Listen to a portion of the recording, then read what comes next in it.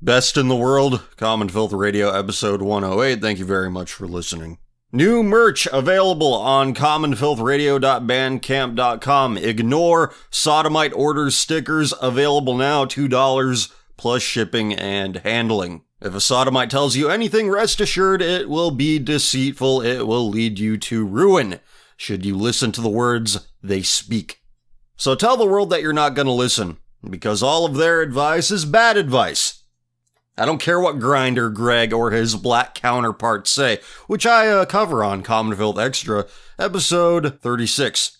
That's right, a new episode of Common Filth Extra and new stickers. It's a fantastic day. And again, in Common Filth Extra, episode 36, I read what's going on in the black community, as informed by Ebony Magazine.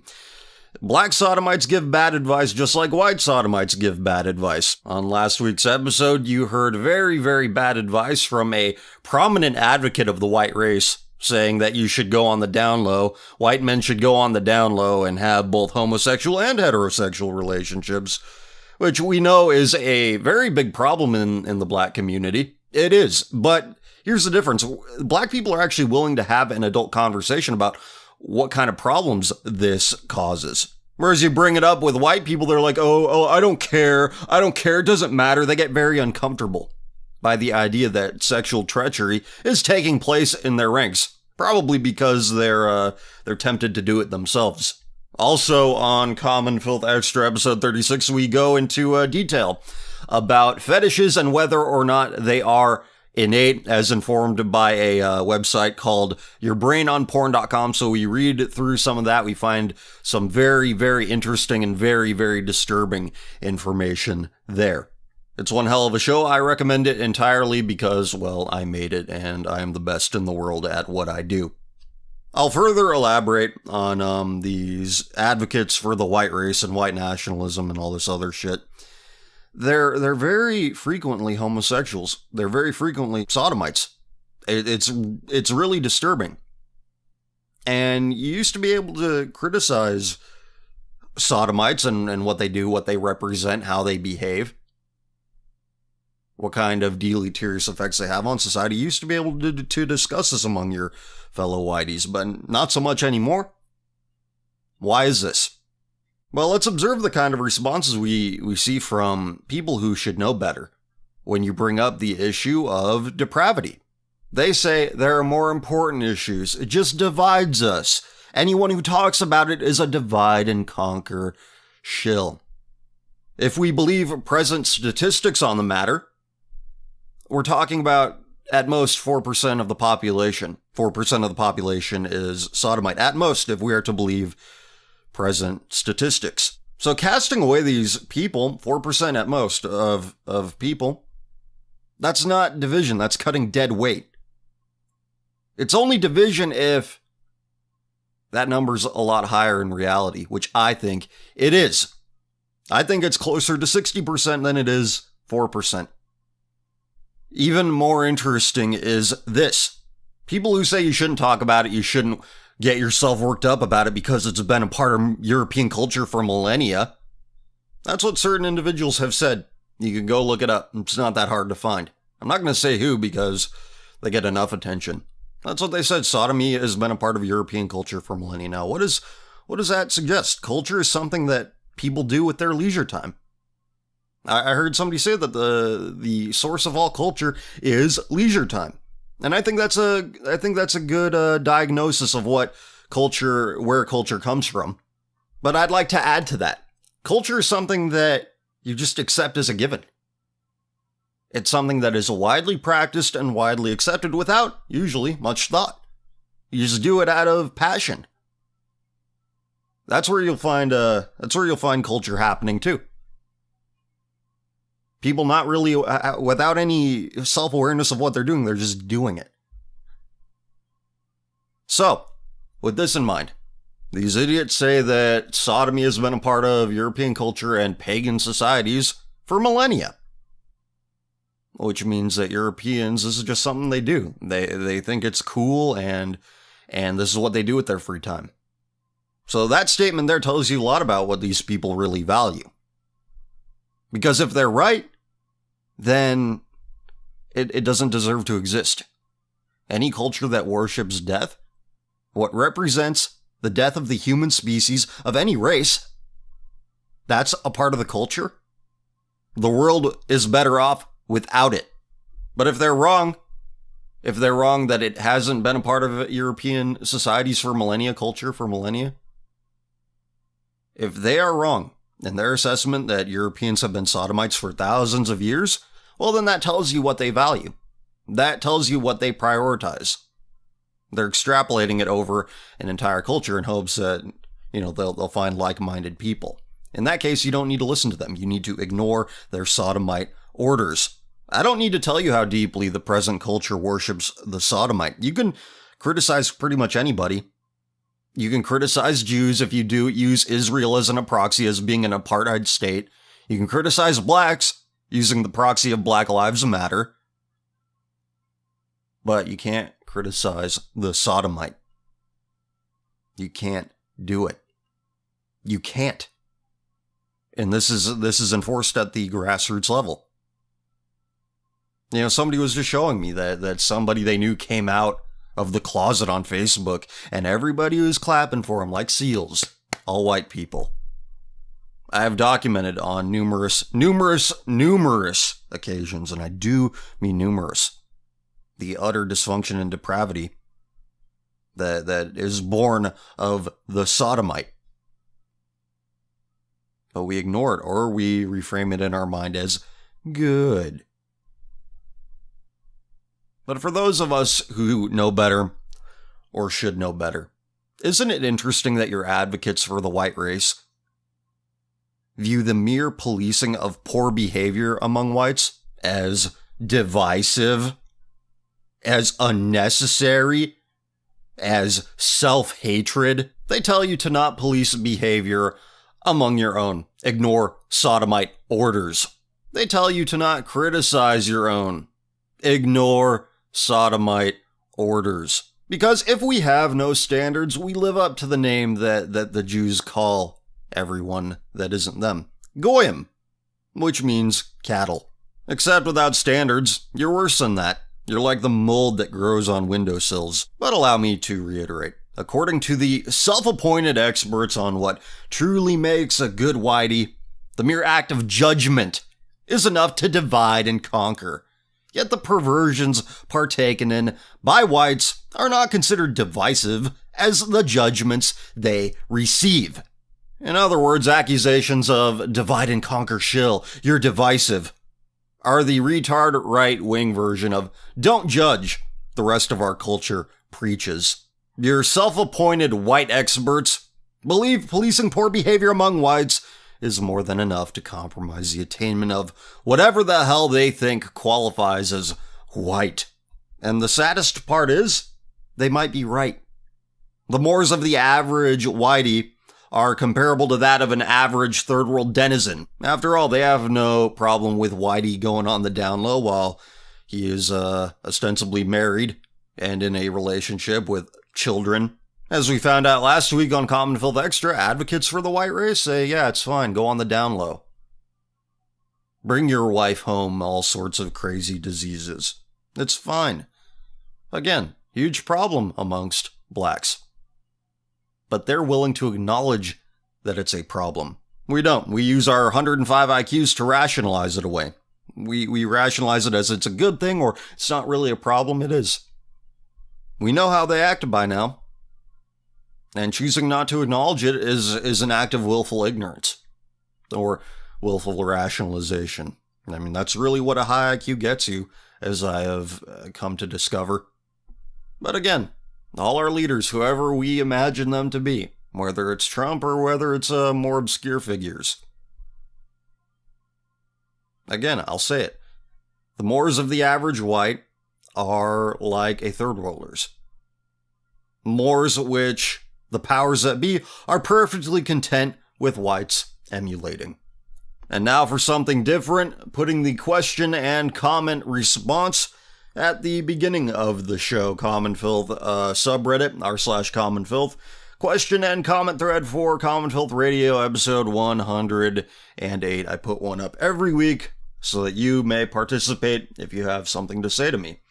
So we begin with, how do you feel about the Moloch Planned Parenthood conspiracy? Let me explain. On 4chan poll a while back, while digging into Planned Parenthood, that Planned Parenthood's head person worships the demon god Moloch, which is basically Satan, and through Hiller's emails, she stated she kills chickens for Moloch, and also since a way to worship Moloch back in the days of the Israelites was to sacrifice a child for him, Pohl suspects that Planned Parenthood is large-scale Moloch worship, and there is a shit ton of evidence behind it too, and if you haven't, you should check into it.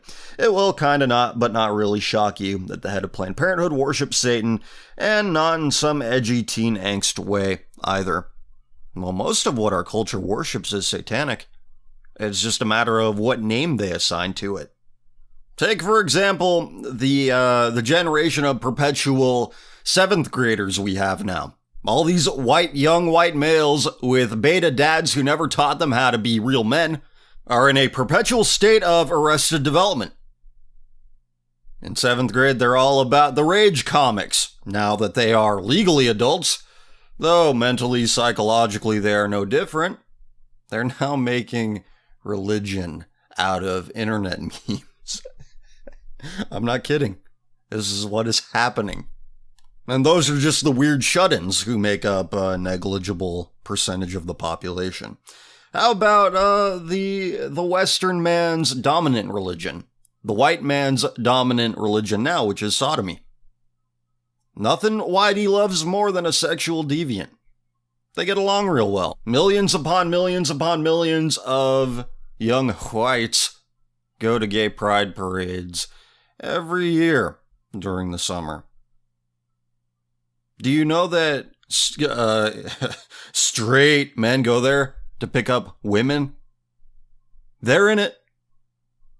That's why they say don't be homophobic, bro. There might be some other reasons for that, but we'll just stick with it. Just another form of Moloch worship. It's you name it, white people will make a pagan religion out of it. We're in the full swing of football season right now. College, pro. They call it America's pastime.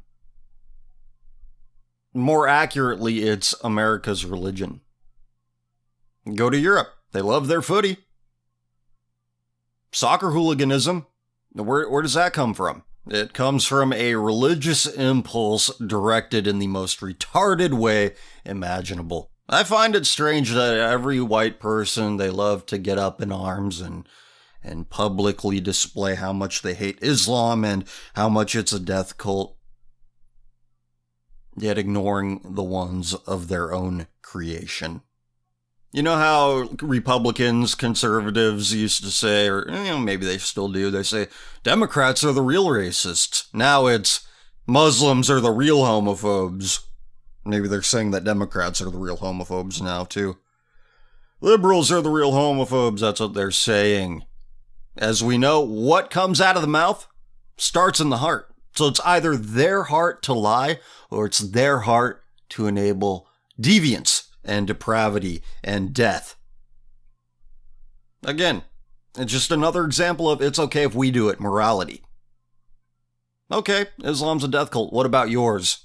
We do nothing to address the problems of our own invention. We rationalize them as something else. Anything but a problem. Anything but wrong. There's my answer. Next. What the fuck did you just fucking say about me, you little faggot? I'm not reading Spurto posts. It's much funnier to read than it is to, say out loud. Don't they know they're making Come to One already dead? Is that something similar to something I said recently? It's not ringing any bells, unfortunately.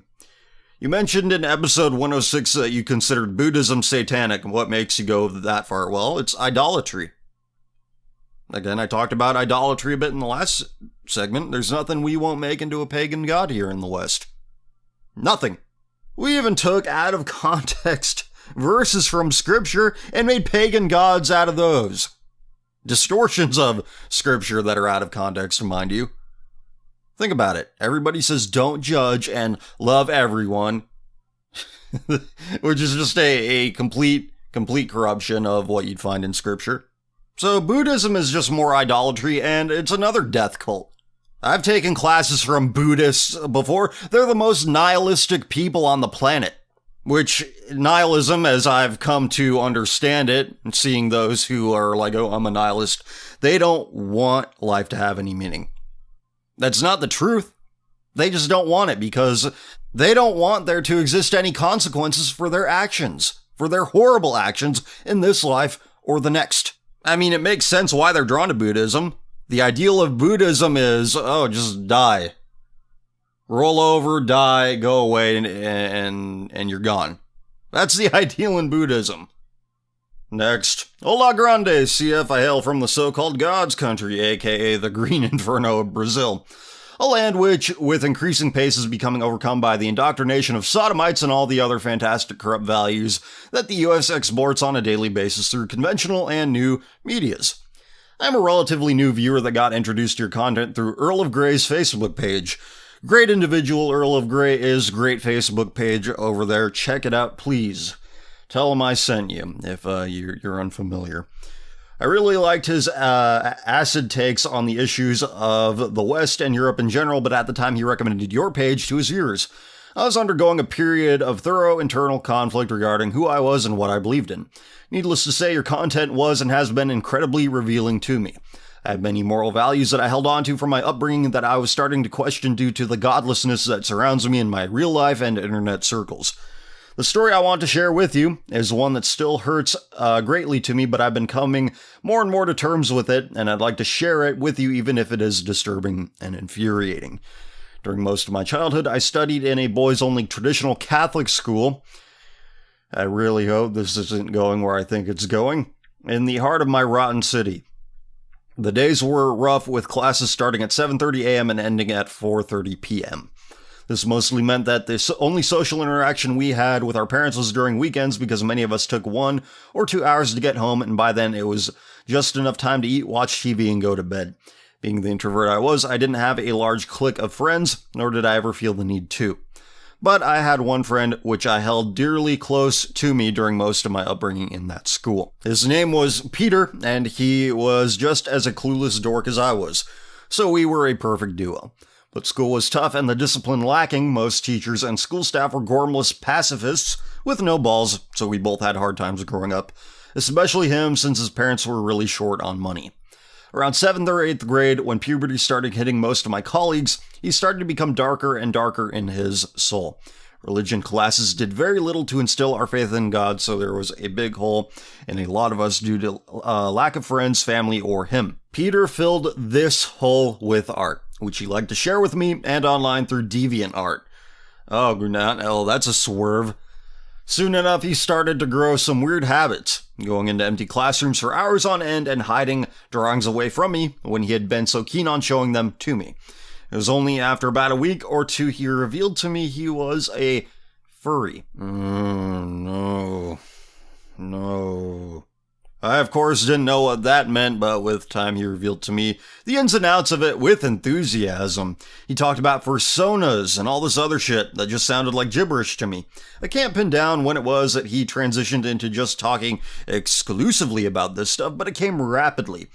He only talked about his furry friends and how, despite him showing me extremely sexualized pictures of fucking cartoon characters with exposed tits coming, it was all just harmless and for fun. And those are in quotes. Soon enough, he mentioned to me how he had a girlfriend from Malaysia. Yeah, we really do. It's just like colonization never ended. You know, the Hebrew word for Japheth translate into expand? We never stop expanding.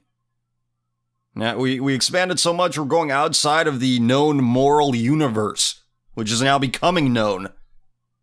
Hashtag, you fill in the blank. Okay, he had a girlfriend from Malaysia who was some sort of dragoness, 300 years of age. He was completely insane. It had destroyed his mind. Some sick perverted man or woman or whatever had wrought all innocence out of this 12-year-old kid and turned him into his virtual cummy bank, eventually scrounging money out of him through art commissions and donations, robbing him and his parents of the little money they had from living in this third world shithole. I left that school shortly after this whole thing started because of Peter, and among other things. It broke me for a good while. I haven't spoken to him in 6 years, but I can only imagine how poorly he is doing, if he's still even alive.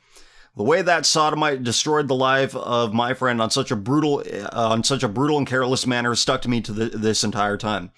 I have seen about 3 or 4 other documented cases of underage boys and girls being turned into internet sex slaves by furries, and it just fills me with such disgust that these people are becoming more and more tolerated. I argue this with my friends online, and they just shoot back with ye old, it doesn't affect me or you, but it does affect you. The fact that you are writing this means it affects you. The fact that they even cared to respond, it doesn't affect you, means it affected them. Or, they're part of our movement, so they're good for us. If only they knew. If only they knew. How is insanity good for anybody? There is no function that comes from dysfunction. And nobody understands it. They're part of our movement, so they're good for us. They're useful for us. Why does everything have to be useful? Again, this is anybody who's cursed with an Anglo tongue has to overcome this. They have to change their Anglo thinking. Oi, bruv, you ain't useful for us. It's like, who gives a... why the fuck would I want to be useful to you, idiot? Again, somebody called me a useless malcontent once. Well, if I'm useless to you, good. Useless to a reprobate sodomite, and reprobate sodomite enablers are useful to decency. Thank you for all your work, CF. You have given me newfound hope through the word of God. It's been years since I went to church or prayed, but it's never too late to repent and follow his word and show love to him. God bless and take care. Sorry for initiating my No, don't be sorry. That was a good story. Look, if somebody's going to send me long stuff, I don't mind reading it. Just gotta be... It has to mean something. But again, you point out something very important. You put your faith in God, good things will happen. Put your faith in man, bad things will happen. Nothing has ever gone wrong for me when I have put my trust in God. And that's just a fact. Hey, CF, hailing from the sodomite of Vegemite. Is that Australia? Is it, or is that New Zealand? Don't have kids, but will within next year. Was thinking about how bad a gay kid would be, apart from taking off from this pause hole, any suggestions for avoiding this? Footy, church, etc. Not rugby. No, okay. Well, didn't the AFL final happen pretty recently? I know that's different than rugby, but yeah, it is a similar, pretty similar in the physicality of it, so yeah. One of the things that has truly changed my opinion on the whole gay propaganda is thinking about what I would have thought if I got told before puberty that boys can marry. A friend of mine teaches at a Catholic school. Says the pause loads are flowing through the curriculum as expected. Cheers. Well, that's 2 Catholic school horror stories in a row. Something's really wrong with the Catholic Church. Bergoglio. No, not Bergoglio.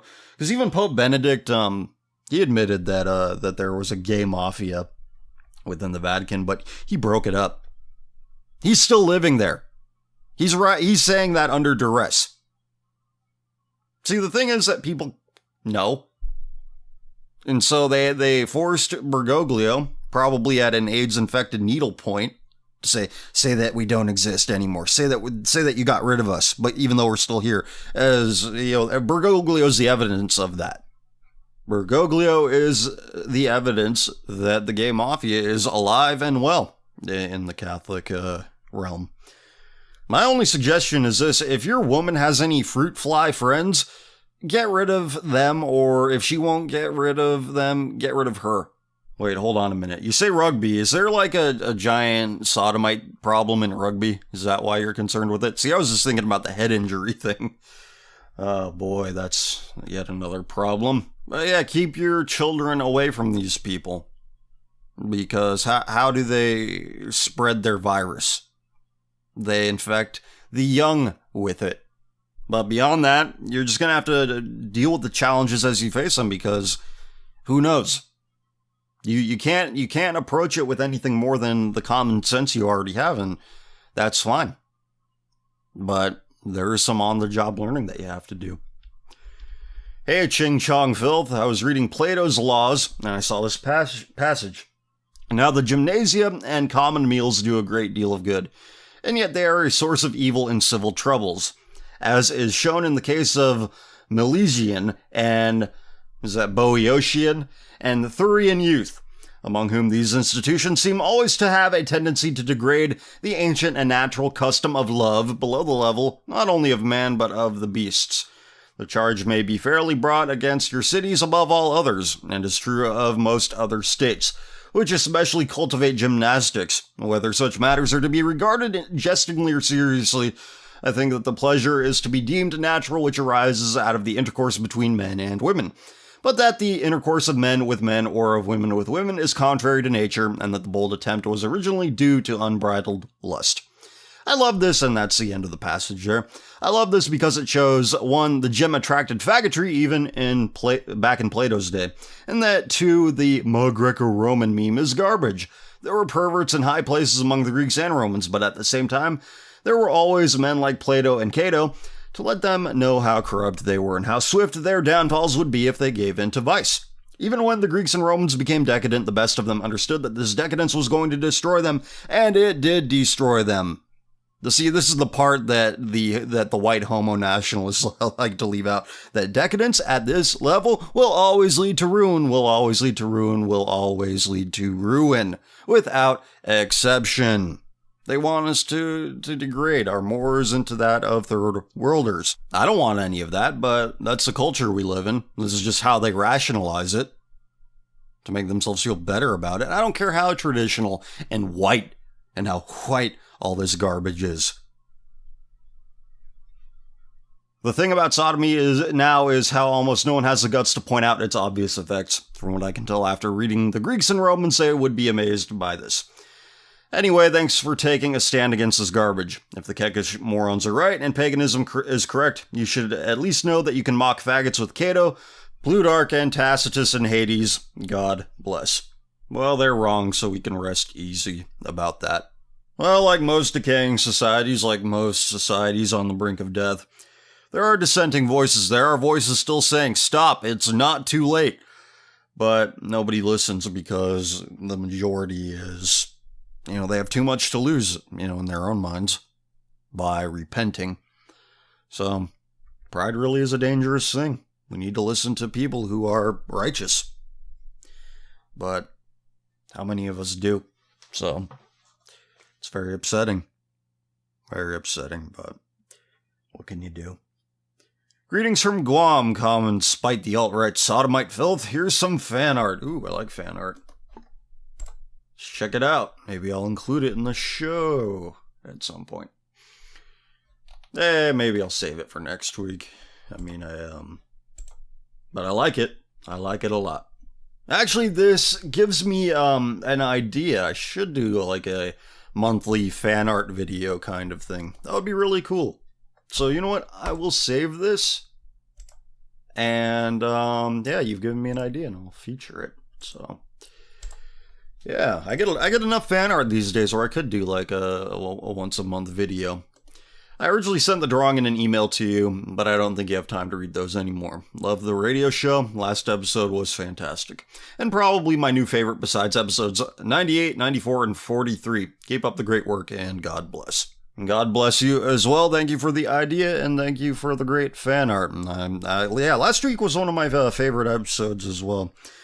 It felt right. The words were coming more easily than in other weeks. Sometimes it goes that way. Some weeks are easier than others. Do you have any plans for a cassette catalog, or is it a dead project? It's pretty dead. I thought it was a good idea, but it was not received as well as I thought it would be. But you move on. It's alright. No big deal. But I'll say this. There's nothing stopping me reviving a dead project. There's nothing stopping me from reviving things I don't do anymore. I don't want to make this a huge info dump, so I shall keep it brief, filthy common man of white ancestry. In my circle of online friends, a new person was added to our group. This person claimed to be female, which after further investigation revealed that they identified as a trap, of all things. And for those of you not in the know, trap is a shorthanded term for transvestite, or transsexual, or transgender, whatever you want to call it. Basically, these poor young men who watch far too much porn and now are turning themselves into an abomination to maintain that same level of pleasure, because they've made themselves so numb to everything else. It's a sad, sad situation. They were rather verbose and knew a lot about philosophy and political things, so they were, of course, not a believer in the good Lord. As a believer myself, I tried to gauge the person and bring them closer to the Lord. The real kicker that it still sticks with me today is that after a couple of months of discussion, they revealed to me this whole trap thing was just a joke, and they themselves were a Catholic and normal guy. They revealed a good chunk of what they said was all fabricated and felt sorry for tricking me. Why are you investing this much time? First of all, what is your motivation in investing this much time in tricking people into thinking that you're a transsexual? Here's what I think. They want to become it, but they're testing the waters first. They're doing it ironically so that they can have some sort of plausible deniability if they have second thoughts about going through with it. That's what it is. In fact, that's what most irony is nowadays. It's just a cover for some shit you actually believe or want to do. You're using the irony to first poke fun at yourself, to soften whatever reaction is you might get to it. That's all it is. It's a preemptive social strike. My question is, what does someone gain from such a long-term ruse? What is the point of leading someone on for so long just for a joke? This has honestly been bothering me for a while. Well, I just told you why. That's my prediction, and if I'm wrong, then fine, but there's still something wrong with this person that they'd feel motivated to pretend to be a transvestite. Strange way to spend your time. Gayest alt-right meme. Don't say all of them or just the alt-right. Well, you just took my answer. Giant asteroid nuclear holocaust.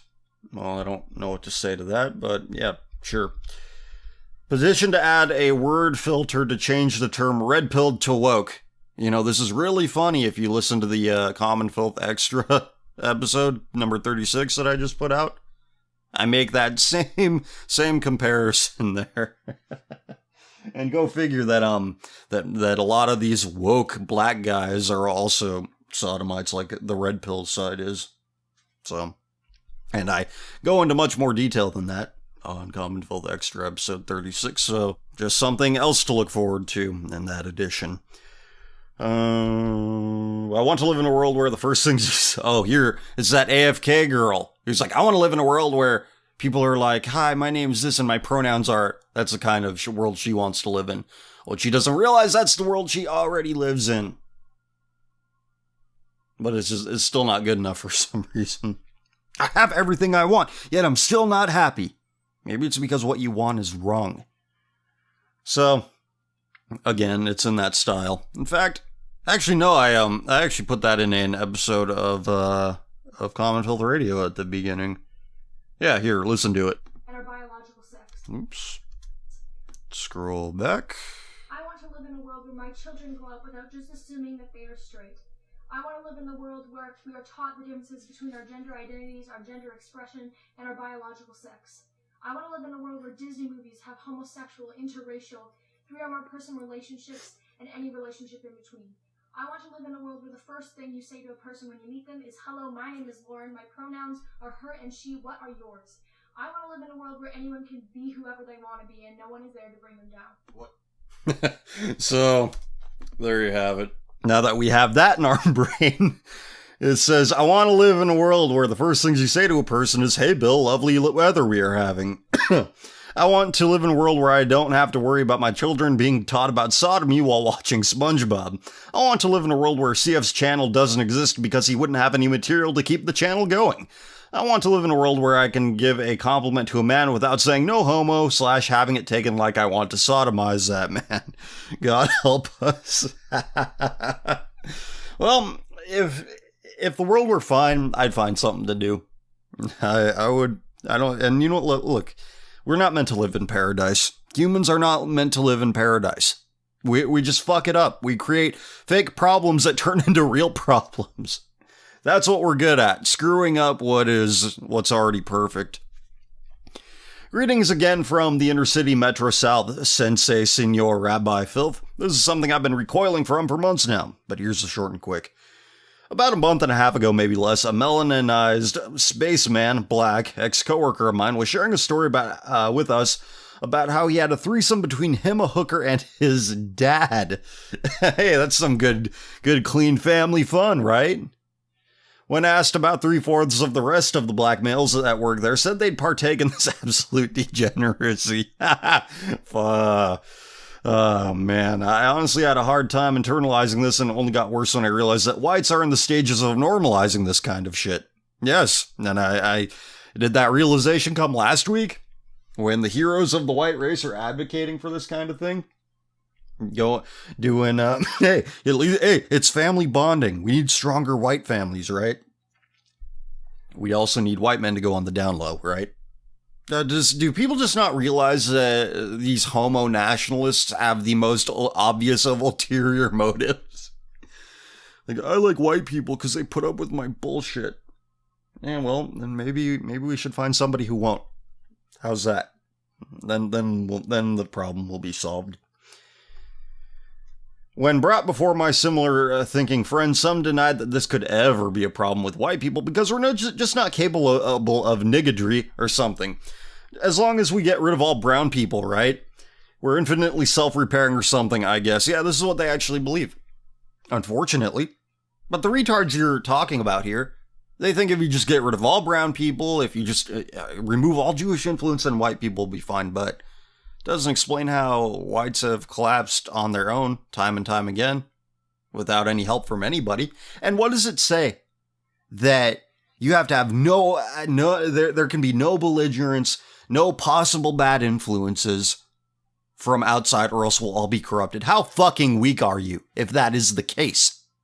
If you can't deal with the occasional belligerent, you don't deserve to exist. If you cannot mitigate bad influences from outside, you don't deserve to exist. Is that the white dream? It seems to be very similar to the Jewish dream. To be a piece of veal wrapped in cotton ball, never having to go undergo any hardships, nothing. No struggle, no hard labor, nothing. It just gets me that the same people who speak the loudest about saving the white race as if it were the greatest good are the same ones that just turn their nose up and ignore the niggerization that goes on in their very presence because they represent it too. They contribute to it as well. So they view themselves as, well, I'm just contributing to the cause. I'm white and I do this stuff. What's the big deal? What are your thoughts on this? I'm rather genuinely disgusted by our own inability to recognize the degree of our decline, and I genuinely feel like we've earned this fate. We have. And unless we wake up, it's just not going to happen. You're not going to turn the tide of fate. You know, if you finally do get them to admit that things are a problem, they just blame other people. The infinite search for a scapegoat, because we refuse to admit that we were wrong, that we're not perfect, that our problems are of our own creation, 99 times out of 100.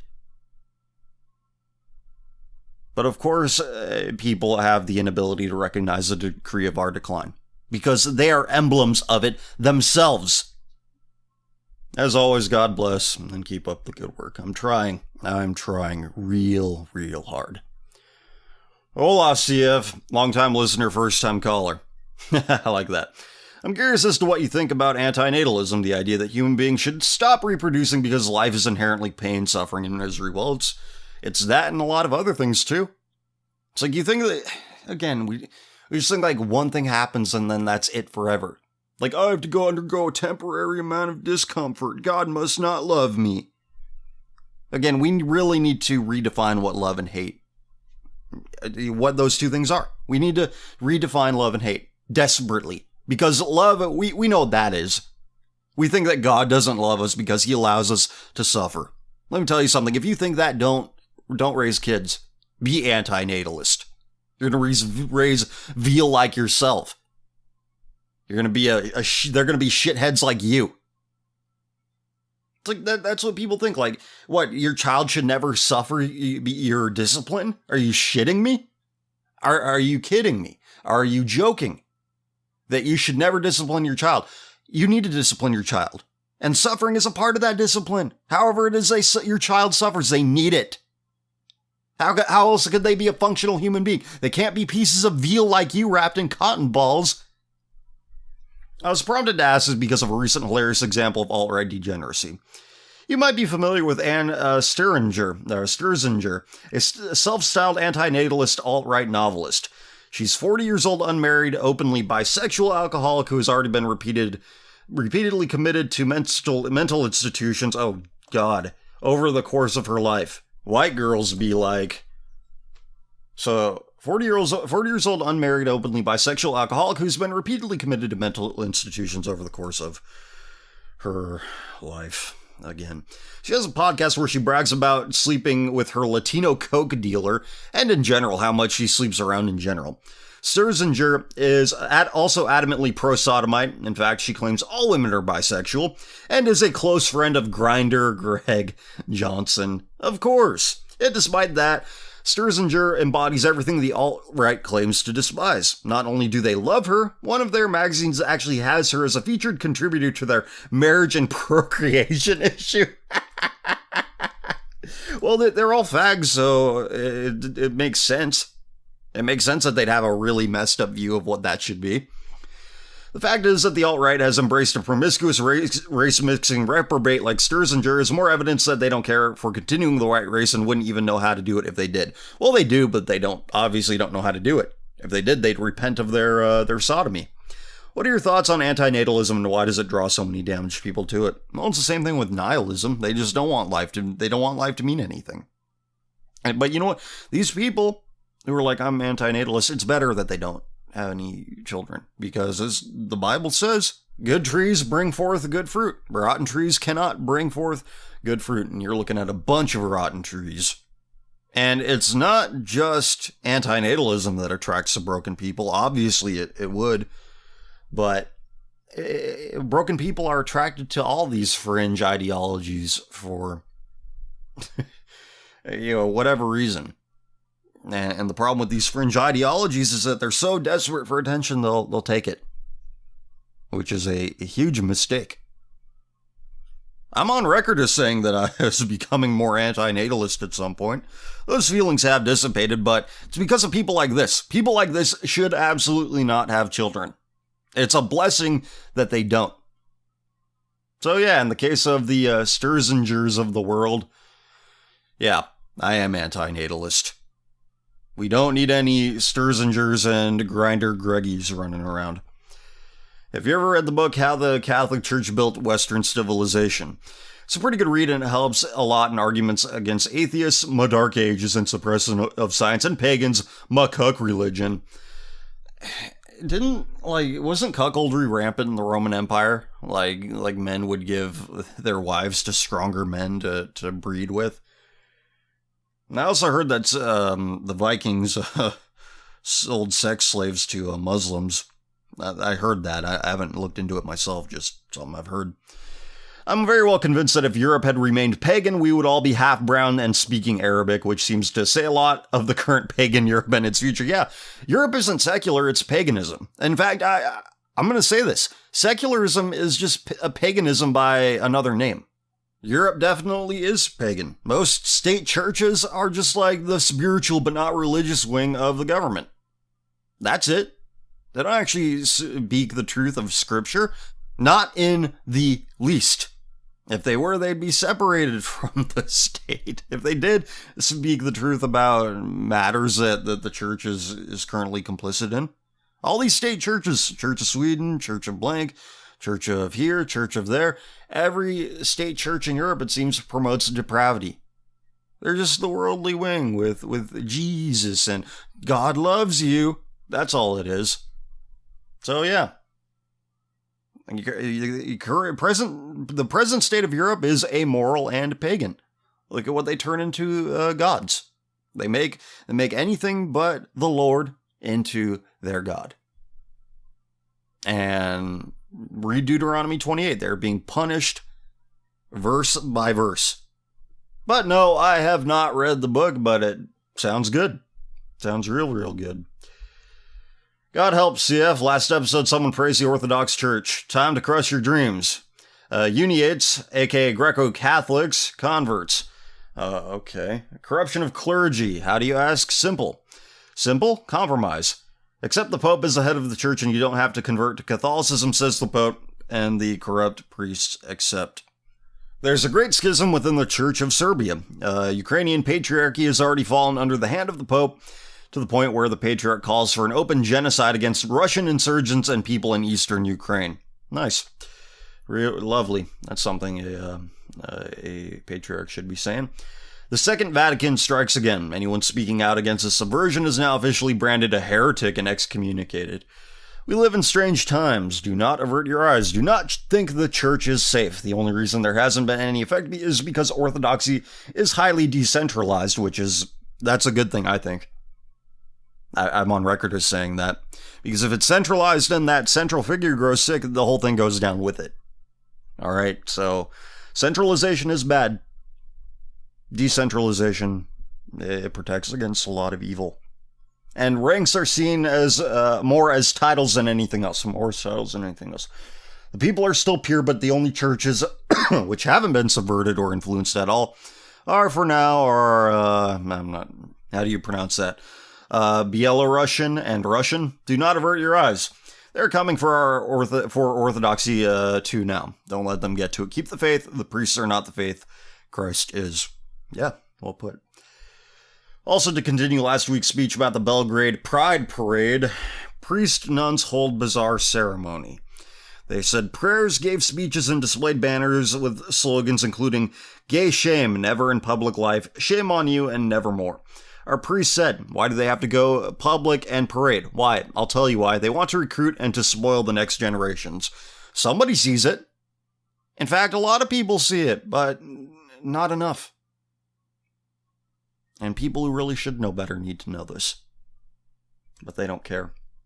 That's the problem with viewing everything politically. You have no standards. It's all relative to what the other guy's doing. You have no convictions of your own. If you view everything politically, if you view yourself as a political dissident, well, you're going to be the establishment at some point. Or at least damn near it, close to it. You see, you got to be a social dissident. You got to be a cultural dissident. That's the only way you could ever hope to influence the zeitgeist. Next. Hey, see, I commented on a post a while ago on the thread for episode 80. I think it was about how my mom and sister were sodomite enablers, even taking my younger sister to a pride parade and adopting a sodomite into the family. It's only gotten worse. My little sister now considers herself bisexual and has joined the LGBT club, going so far as to say she wanted to date a girl she knew at her high school, and my brother has moved out of the home, but with nerds who have a fridge magnet about be nice, eat vegetables, hail Satan. Although that may be edgy humor. I've tried to bring this up several times, and every time I get shot down by even my father, who is also gay, which may be the reason he doesn't seem to care. Wait, your dad's gay? Well, then why are you talking to him? I've thought about leaving the family, but my mom's father disowned her too until recently and was abusive to her growing up, and I don't want to make her worried about me or make her depressed. Why? Why don't you want to make her worry and depressed? She deserves it. But I understand you don't want that guilt on your conscience. Well, look, she turned your family into an abomination. She laid down with a sodomite. She too is a sodomite. Why? What good? What good is the situation going to do you? Again, what good is your family doing you at this point? Can't be loyal to the treacherous. Cannot be loyal to that which is not loyal to you. So my question is, should I continue my efforts to change my family or give up on them? Go it alone and start a new family? Look, you gotta be honest with them. You say, if you're going to be a bunch of sodomite enablers, I'm done with you. I wash my hands of you. If you don't stop, if you don't repent, that's what it has to be. And find a wife with a family that's better than yours and be a man worthy of marrying into that family. Hola, Senor CF, ¿cómo estás? I'll keep it brief. Previously in one of your videos, I don't recall which one, you pointed out that people consistently go immediately towards the sexual in absolutely everything. As time goes on, I'm starting to notice that's very accurate. Why do you think that is? Dios te bendiga, amigo. Viva la raza! There you go. Crowd pleaser. Well, all westernized people go immediately towards that. Because westernized people are rotting. It's really not sexual, it's masturbatory. It's all about them feeling good. They think to themselves that they feel good, and that's cool, and everything should just feel good, and the only reason anybody does anything is to feel good. The westernized anti-soul, it's not a soul, it's an anti-soul, but we'll call it a soul. I get it, it's hard to follow. The westernized soul is very impoverished. The westernized soul sees no value in discomfort. They can't fathom why anybody would make themselves willingly uncomfortable. You know, doing this show, reading constantly articles that are a direct antithesis of my worldview, my value system, reading comments written by people who are completely against everything I stand for, it is so difficult. It hurts, but I do it because it needs to be done. Nobody else will. Think about it. Who does a presentation, a show, a TV show, a radio show that is from my exact perspective? What I document needs to be documented in the context that it needs to be put into, and nobody else does it. Some people might come close, but they always dance around the question. They always beg the question, well, if they weren't like this, or, well, we always love begging the question, don't we? Always. Like a comment. Some idiot left a comment on one of my videos some time ago that I read last week, or that I, paraphrased last week.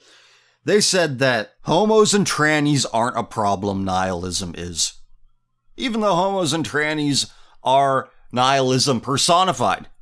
So you're going to tell me that ignoring nihilism personified is going to help mitigate the influence of nihilism? You can't be that stupid. But that's what it always is. The avoidance of discomfort. Even if only psychological discomfort. This is a big reason why everyone makes everything sexual. Because they see gratification in nothing else. You have a lot of sick people out there. And that's just another sign of it. Damn it, Bobby, do I look like I know what a gay community is? Hey, Speedy Filth Zales. I was just going to ask you about your thoughts on the first debate between Trump and Hillary.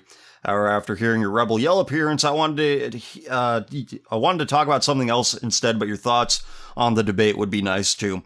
Well, I thought Trump came off as a huge fucking retard in that debate. I really did. It's not like Hillary was much better, but you tell she was much more prepared. She was. And another thing about Hillary, her smug laughter and haha, I'm above it all thing, that probably didn't go over well with people who already don't like her too much. You know, that would rub the people the wrong way, but Trump came off as a fucking numbskull, I thought. So those are my brief thoughts. The topic you guys were talking about started going to sodomites, coincided with the dogs, of course, haha. And he stated the fact that most lesbians had boyfriends, but thanks to a bad relationship with a boyfriend or father figure, basically decided, screw men, we sodomites now. And only rarely are women full lesbian. I just wanted to state how on point you were, as that pretty much sums up my caregivers. One was raised Catholic, oh, aren't they all? And the other was a pagan. They're both spiritual, but not religious, by the way. From what I know of my background, my biological mother had promiscuous sex with my biological father, and coming from vague sentences both my caregivers have told me throughout my life, it seems that when Dad didn't want me, she started going out with her now sodomite lover. Sodomite lover. As a way of getting back at both him and my grandfather, who she didn't like because he was not nice. Of course, it's all... Yeah. Fuck you, Grandpa. Fuck you, Grandpa. You're not nice. I find it surprising she didn't abort me, but she probably had me as a mix between having a means of publicity to show off her healthy lifestyle and her innate parental role to have a child. For most of my life, I didn't realize that I was a bastard and an accident, but after being X-pilled on life thanks to you and early esoteric frog posters before they went full feminine phallus, I began thinking on what my parents said to me during my younger years, and I ended up putting the pieces together. All this thinking has prompted me to ask, should I leave my family immediate and extended behind? I know you probably would encourage it, but I feel that God wouldn't forgive me if I did. God's not going to forgive them for their nonsense. And I'm sorry, but abandoning bad circumstances, getting rid of those, getting rid of dead weight, getting rid of liabilities in your life is not a sin. I don't care if they're blood or not. After all, Christ said of liabilities, if your hand causes you to sin, cut it off. Because it will profit you more to go through life without that hand than to keep sinning with it. So if your family is doing that to you, get rid of it. It is that simple. Get rid of your family if they're causing you that kind of problem. It's not a complicated decision to make. It's obvious they will never convert to Christ. Yeah, and that's the other thing. If they were repentant, fine. You stick around, but they aren't, and they never will be. And if I were to tell them to repent of their ways, they would probably stop associating with me after failing to convince me that Christianity are wrong and bigoted. All the others in my family wouldn't bat an eye, not that I got along with the majority of them, so nothing of loss there. However, I feel that I wouldn't be following Christ and would be letting my wrath and envy get the better of me. Well, look, you do it for the right reasons. You do it because they're a liability. They're going to cause you more harm than good.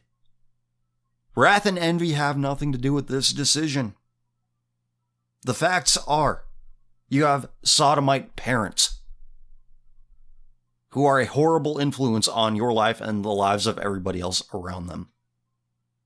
Those are the facts. Christ said, get rid of your bad influences. It's like by rejecting the sodomite, you're not rejecting Christ. That's just not how it works. It's completely in line with what God wants you to do. Get rid of the sodomite. Do you think God considers that a sin under any circumstances? No, absolutely not. It is not a sin to cast away the sodomites from your life. Continuing with what you say, it seems I'm the one who is in the closet, except unlike those who engage in sexual death rituals, I'm in it for simply believing in the righteous path. I can deal with the deviant people at school because I just put my mind on auto and block out all the propaganda and toxic teachers and students. But at home, it's worse because I have to face the fact that my parents are sodomites. Considering everywhere in New Zealand is diseased with deviance due to being one of the more secular nations, more like pagan, but yeah. I understand. I can't really fault them personally. But then again, they are part of the baby boomers who started this economic and societal mess that are completely baffled at the lack of motivation and joblessness of the younger generations, despite giving all the bad jobs to third world immigrants to fill them in, along with promoting deviant, rebellious behavior. Yeah, let the new brown people come in and actually have a decent purpose in life. No, you gotta rebel like we rebelled. That'll lead you somewhere. Unbelievable. And most of us took the bait too. How sick is that? Most of us like, yeah, we're gonna fight the system, man. Occupy Wall Street, while brown people are actually doing honest work. That's it. We took the bait. We wanted to be decadent like our parents. That's it. Perhaps it was for the best that I ended up stuck in front of a computer screen alone, because it led me to you and prevented me from forever abandoning God and instead begin seeking his forgiveness and living a new virtuous life for him. Everyone around me is just glued to their phones and televisions, and when they aren't, they're talking about all these garbage shows, YouTubers, not biased opinions on political world events, porn. Well, it's funny. People who... bias is a funny word that people like to use. You're biased. Everybody's biased. The only people you consider unbiased are people who are on your side of the bias. Porn, celebrity, school gossip, and the lesbo fights community. I'm glad you enjoyed it. Anyway, sorry to drone on and on since I don't feel anything bad or good regarding my past. I've become a much better person thanks to Christ, but nonetheless, I feel anxious and confused towards what lies ahead of me. Any words of advice would be helpful, especially from an educated sister such as yourself. As always, stay woke, ignore the eternal anglos, and don't let the sphere cucks keep you chained. I'll end with this prayer from Saint Teresa of Avila. Let nothing disturb thee, let nothing dismay thee. All things pass, God never changes. Patience attains all things. Whoever has God lacks nothing. God alone suffices. Very nice. Look, again, it's not going to profit you any by keeping the dead weight that is your family. Just like I tell white people, you're not going to lose anything by cutting this dead weight. That's all. That's it. Are they dead weight or are they not? Ni hao, Shlomo Villanueva Senpai. That's Villa Lobos, you racist. As I'm typing this, I'm praying for the safety of CAL FIRE crews responding to the recent forest fire at Loma Prieta, while wishing someday that same hellfire will smite down UC Santa Cruz. By the way, you want Percocet? Yo, nigga, you want some Percocet? Xanax. You said some other stuff too, but I don't remember what the other one was.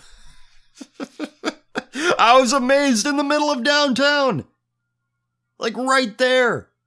That guy came up to my friend and I. You want some Percocet? This giant black dude in a trench coat.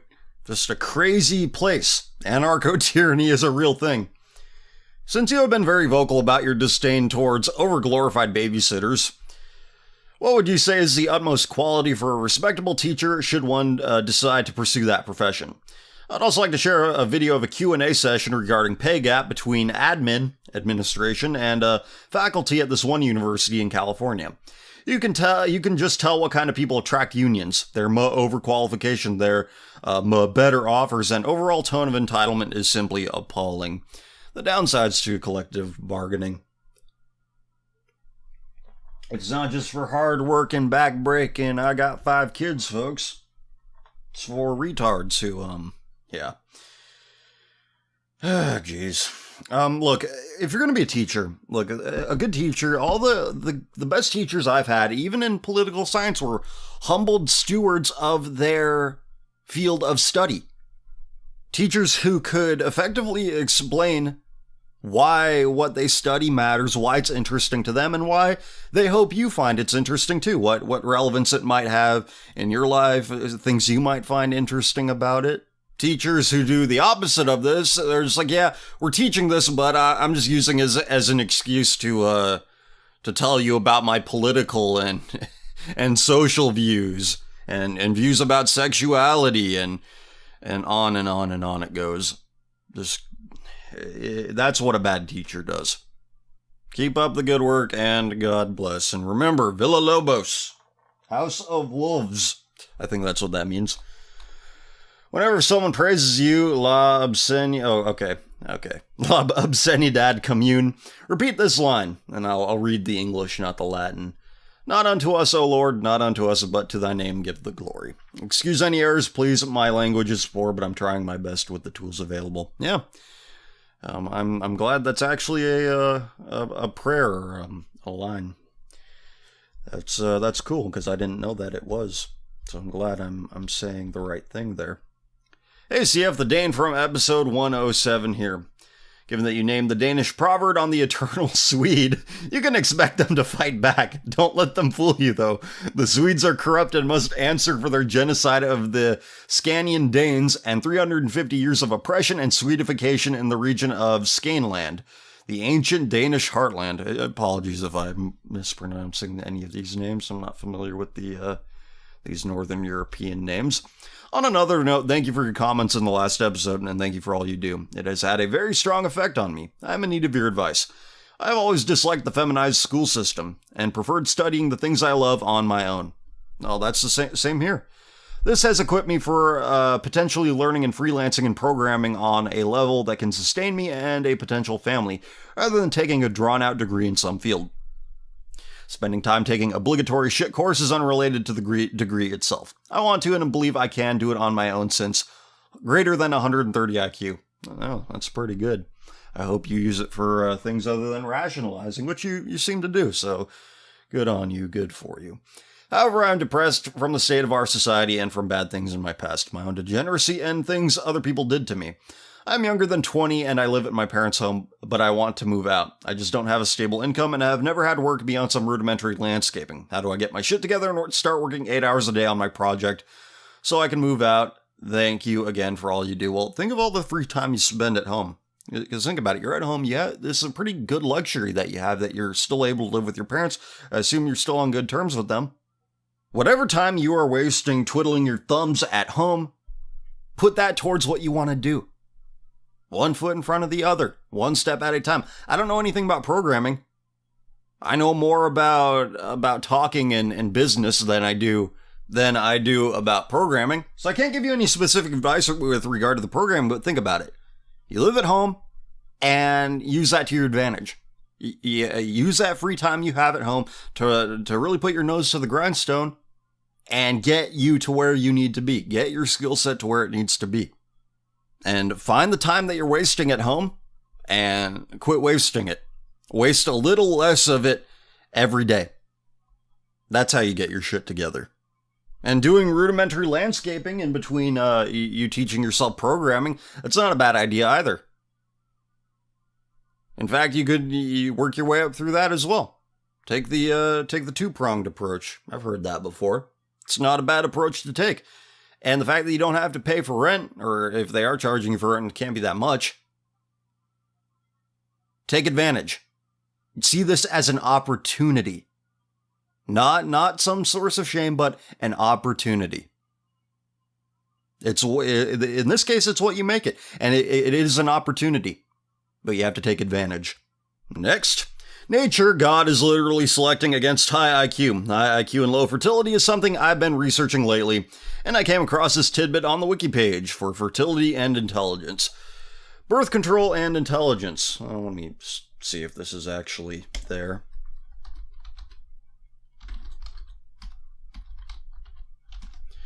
Alright, so it's there. Birth control and intelligence. Among a sample of women using birth control methods of comparable theoretical effectiveness, success rates were related to IQ, with the percentages of high, medium, and low IQ women having unwanted births during a 3-year interval between 3%, 8%, and 11% of high, medium, and low IQ women, respectively. Since the effectiveness of many methods of birth control is directly correlated with proper usage, an alternative interpretation of the data would indicate lower IQ women were less likely to use birth control consistently and correctly. Another study found that after an unwanted pregnancy has occurred, higher IQ couples are more likely to obtain abortions, and unmarried teenage girls who become pregnant are found to be more likely to carry their babies to term if they are doing poorly in school. There it is, black and white, clear as crystal. Higher IQ couples are better at preventing pregnancy, and when they do happen to get pregnant, they are more likely to have an abortion. Yeah, and doesn't this contradict the narrative that a lot of the internet pro-whites like to put out, that, oh, white women abort their babies less, but they're having less of them? See, the problem with that, the high IQ, is that you know how to avoid consequences, short-term consequences for your actions. Long-term consequences, they still suck at avoiding. But in the short term, yeah, they're very good at avoiding them. That's all it is. It's another form of rationalization. Avoid the consequences. Avoid the consequences. That's what a high IQ gets you. Rationalization. and knowing how to avoid consequences in the short term. But yeah, there it is, black and white, clear as crystal. Higher IQ couples are better at preventing pregnancy, and when they do happen to get pregnant, they're more likely to have an abortion. So what'll be the rationalization for this? We actually care about Mother Gaia, unlike those shitskins. That'll be their rationalization. So what if we're losing the demographic battle? They don't care about the environment. Brown people are the real polluters. That's the next conservative thing.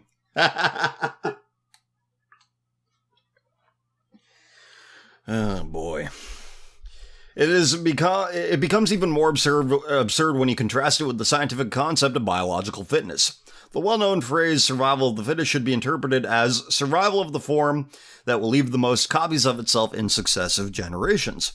As a white guy who loves his own people and has a higher level IQ, I'd like to give a personal fuck you to rightists, right-wingers, who push my IQ stats, and to other high IQ whites who murder their own babies. You are utter filth and garbage if you have a high IQ and murder your babies. You of all people should know better, but no, you have to look at your little circle jerk about my bell curve, my high IQ, and my I want to live a good life. And now, look at you. Nature, God, is literally punishing you for it. The higher your IQ, the less likely you'll pass on your genes to the next generation. According to biological science, you are a failure. If intelligence doesn't help you to survive and pass on your genes, then what good is it? Yeah, absolutely. It only takes you so far. Intelligence really only works within the context of civilization, and civilization is designed to fail. It is. Civilization is a false god.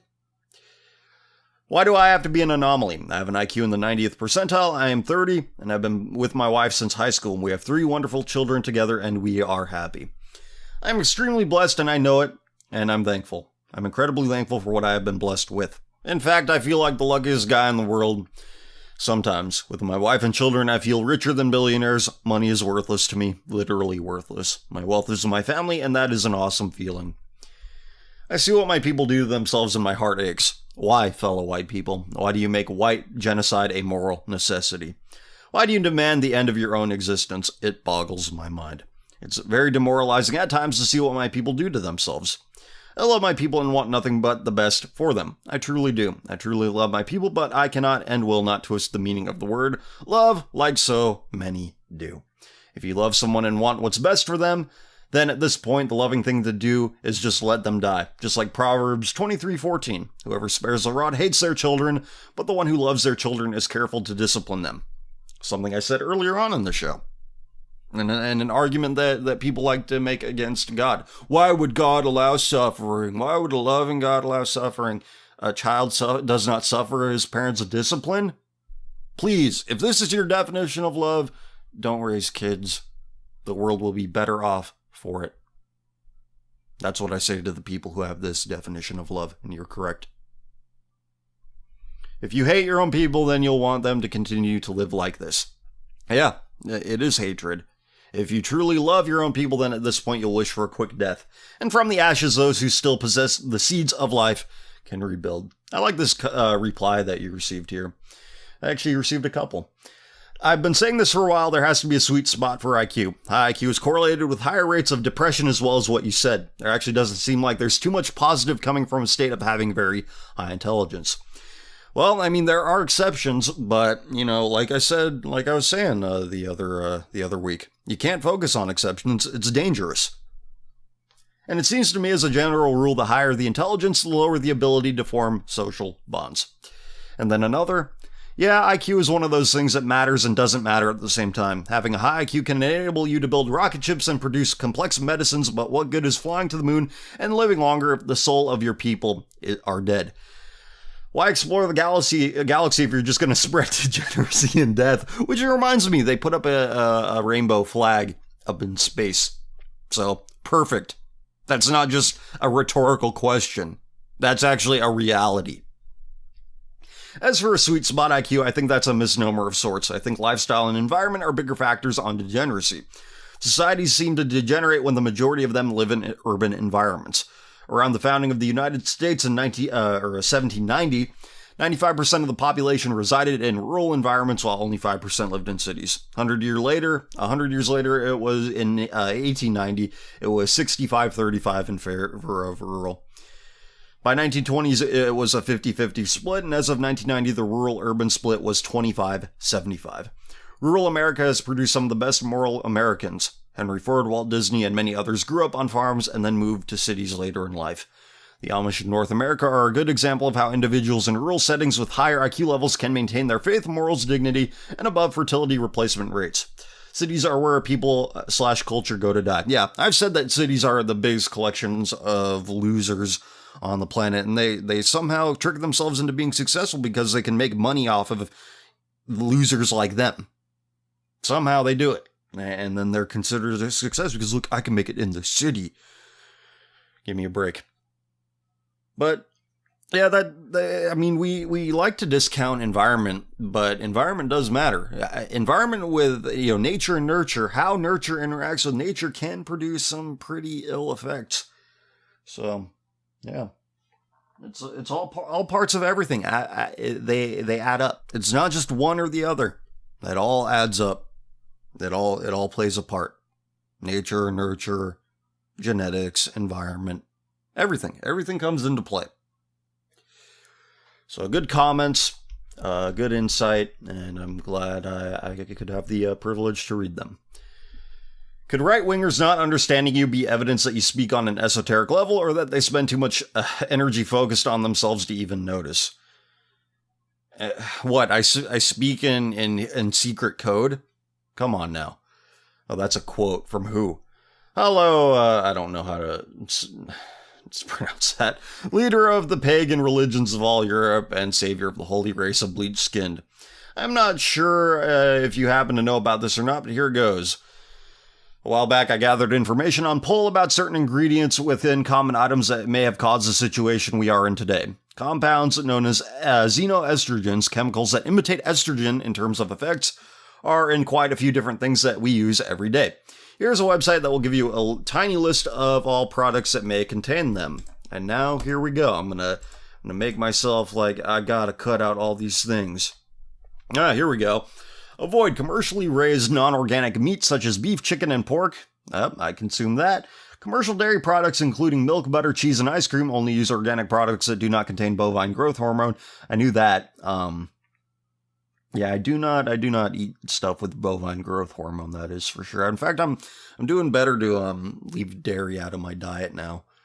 Yeah, it's just it messes with your voice, first of all. That's the primary reason. And I heard something the other week about milk making you passive. I don't know if that's true or not, but yeah. Well, hey, I won't read all of this. You could look at it yourself. It's on archive.is/8 lowercase z 10 uppercase A. Wait, what? Shampoos that purposely include estrogen. These are shampoos that cater to the African American market. Gotta get that good hair, girl. Watch the weave. But I will name a few right now. Organic meats and milks created with the help of growth hormones, detergent, soy, caffeine, and shampoo. All of these may contain exceptions, but it may be disturbing to realize that these things are used by a lot of people and can be a good explanation why the newest generation all look androgynous, as well as the sudden spike of faggotry in society today. Thank you, capitalism, for all the great things you gave us, like hormone-laced products to lather and revel in. I think this may be another example on why the free market needs to be controlled, for the sake of all, but I digress. You know, it's funny, all these right-wing libertarians who were like, Jews. You do know that libertarianism was invented by a Jew, right? It's weird to think that some of these health nuts and vegan sluts might be right all along. Health nuts and vegan sluts. That might be the title of the episode here. But for the wrong reasons. It is also sad that we now live in an age which children can live ingesting poison to create creatures that should have never existed. I am, or at least I think I am, an example of this, sometimes glancing at my awkward posture and slightly extended hips, disgusting myself but always feeling a reluctance to fight. I'm not quite in the position to make full decisions in my life, but I've at least tried to defer the effects by watching my diet and exercising more often to increase my testosterone. And I would advise everyone to do the same if they're not doing so already. Please input any opinions of yours, CF, and bless you for all the work you do. Well, that disgust you feel looking at yourself, you are looking at man in man's image, which is a perverse, androgynous thing, because if everybody's the same, everybody has the same needs, you maximize profit. Think about it. If the 100% of people are all identical, they all have the same wants, same needs, you couldn't ask for a better market share than that. And that's ultimately why. That's ultimately why they want everybody to be the same. That's why they want everybody to be a sodomite. Because their market research says that sodomites are the best consumers, along with mixed race people. That's why. So man in man's image, or the Anglo in the Anglos, man in the Anglos image, that's what it is, and it's sick. There's my input. Greetings, insert witty variation of common filth here. I was talking with my friend a while ago who is sadly a dipshit liberal atheist, and we were talking about consent for some reason, and I said, if everyone is consenting, then nothing bad will ever happen, jokingly, of course. And he started to say, yeah, nothing bad, and a pause. Just that simple joke made him unrationalize his stupidity. It was an extremely interesting display, and you could see the realization that he was wrong. That the lies he believed were just that, lies. He's still kind of a dipshit, but I hope that my seeds of doubt will eventually grow into an orchard of truth. Very poetic. God bless. Update on the homemade Gatorade. No update, just some recipe I saw, not something I've tried myself yet, but something I'm interested in. You don't have to read this on the show. I wasn't sure if you got the video link. Okay. All right. Well, I'll check it out maybe. Yeah. Look, we talked about that fella Armin Mevis a while back. We talked about him, how he found a guy to consent to being eaten. They wanted to engage in homosexual cannibalism. And they did. He found a guy to consent to being consumed. We know that is a horrific situation we don't want anybody in society finding themselves in. Consent or no consent. And that's just one example of why consent is a false god that needs to be mercilessly destroyed. Hello, CF. I was first introduced to your show while reading the ED article on the Pulse Massacre, and I've been listening to your show ever since. Well, welcome aboard, and thank you for the support. Glad you liked that video. You are one of the few people who dare speak up against the natural aristocracy, and the fact that you are a brother in the faith is also a plus. Heaven only knows how many fedora lords I have to sift through until I can find someone who acknowledges the metaphysical nature of this world and what lies beyond. The question I wanted to ask you is, who do you think has done most to destroy the moral fabric of the West? Aleister Crowley, Antonio Gramsci, or Alfred Kinsey? I know about Gramsci, Frankfurt School fella, but it's us. The average, ordinary, everyday people. It is our fault. It is our fault for buying what the merchant sells. It is our fault for believing the Anglo lie of equality. We also believe in the Grecian lie and the Anglo lie and the Roman lie that sodomy is just fine. It's us. Now those guys you named, they've done their part, surely, but it's up to us to mitigate the influence of people like that. And we haven't. So it's time to repent. It's always time to repent. I must also mention I got into a mildly heated discussion with a Catholic friend of mine. Well, this is a new comment, not the previous one. So I got into a mildly heated discussion with a Catholic friend of mine, and he said, every degenerate that CF shows doesn't care about being white, so why blame us for our opponents? He mentions that all races have problems and that minorities are worse than whites. He thinks you're being foolish for blaming whites, and that reprobate behavior is not really a white or racial issue. He believes that the law is what enables this in all cultures throughout the world. I don't actually disagree with him on this, but what are your thoughts personally on this, and what should I say to him? What, the law in every fucking white country enables this behavior? In every white nation, the sodomite is protected by law. And let me read that. I think we've stumbled onto something here. Let me read that again. He said, every degenerate that CF shows doesn't care about being white, so why blame us for our opponents? Isn't this tranny logic? Well, I don't feel like a girl, even though I am a girl, so I'm a boy. That's tranny logic. Sorry, how you feel about your genetic circumstances doesn't change the fact of them. So what, is whiteness just how you feel? About how much you care about being white? Give me a break. People who are woke to racial issues and people who aren't, they're of the same race. They're 23andMe will say the same thing. So they're the same. They're the same on that basis. And really, it's not a racial issue, even though you can look at a map of Europe. They all like, oh, be nice to sodomites. You go to Africa, I think there's maybe one nation in all of Africa that explicitly protects the sodomite, and that's South Africa. Guess where all the white people are. And maybe there's more than one. Maybe there is, but where is it? That's the exception. Most of Africa criminalizes sodomy, and good for them. If Africa favors instinct over ideology, there might be a future for them. That's scoreboard. That's not my opinion. White nations protect the sodomite, elevate the sodomite, or tolerate the sodomite, whereas in Africa, they don't put up with it. Their laws say, no, we don't want this. Might happen, sure. But institutionally, they say, no, we're not going to have this. And most of their citizens agree with it. They're not having civil wars over sodomite rights.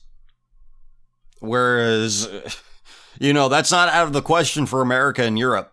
Not at all. So that's the scoreboard. Chalk it up. The African doesn't pay tribute to the sodomite like the white man does. Next. Have you ever felt the urge to deck a sodomite in the face nigga style? Got big plans to get swole, so okay. I'm not going to read that part. All right, I know we're joking, but other people might not think that we're joking. Nothing but raw, uncut Anthroplex from here on out, man. Speaking of supplements, what's your opinion on Alex Jones? I think he's entertaining. That's all. That's it.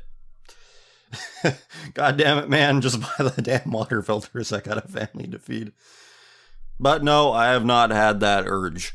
All right, I don't put myself in these situations in meat space where something like that might happen, where I might need to defend myself from some enraged sodomite who's like, McCummies. No, doesn't happen. I don't want it to. I don't want any of their germs on me. ICF thought you might like to know this. Child porn exhibition shuts down UF's photographers' Moscow show because it's child porn. Yeah, good for them. See, Russia, they have their wits about them. The few white people who do. And some people who are real hardcore about the white thing might not even consider them white. They only think that white people are Teutonics and Nordics. So it says, an exhibition in Moscow by a well-known U.S. photographer, Jock Sturgis, has closed following a protest over alleged depictions of naked children. Good. One of a dozen or so demonstrators who entered the Lumiere Brothers Center for Photography threw urine at some of the pictures on display. Good. God bless the Russians. It followed an online post criticizing the exhibition.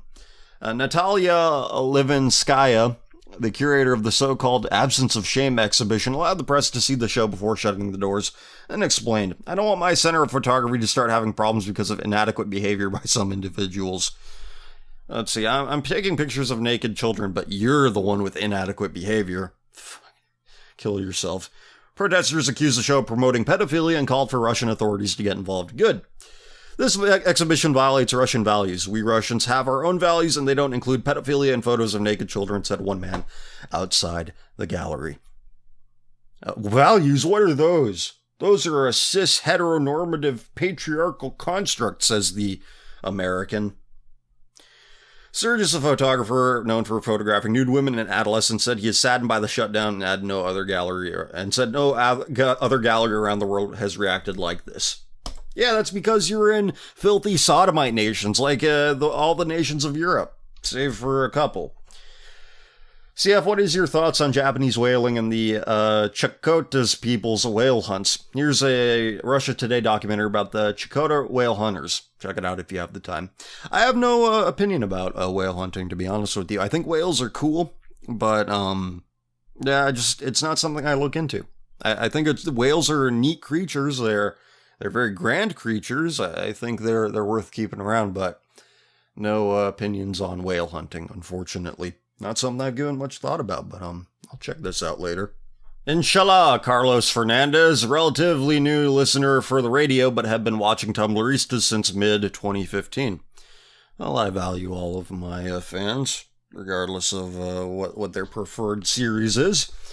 I've been listening to your show, and I'm currently at episode 62 while I am typing this.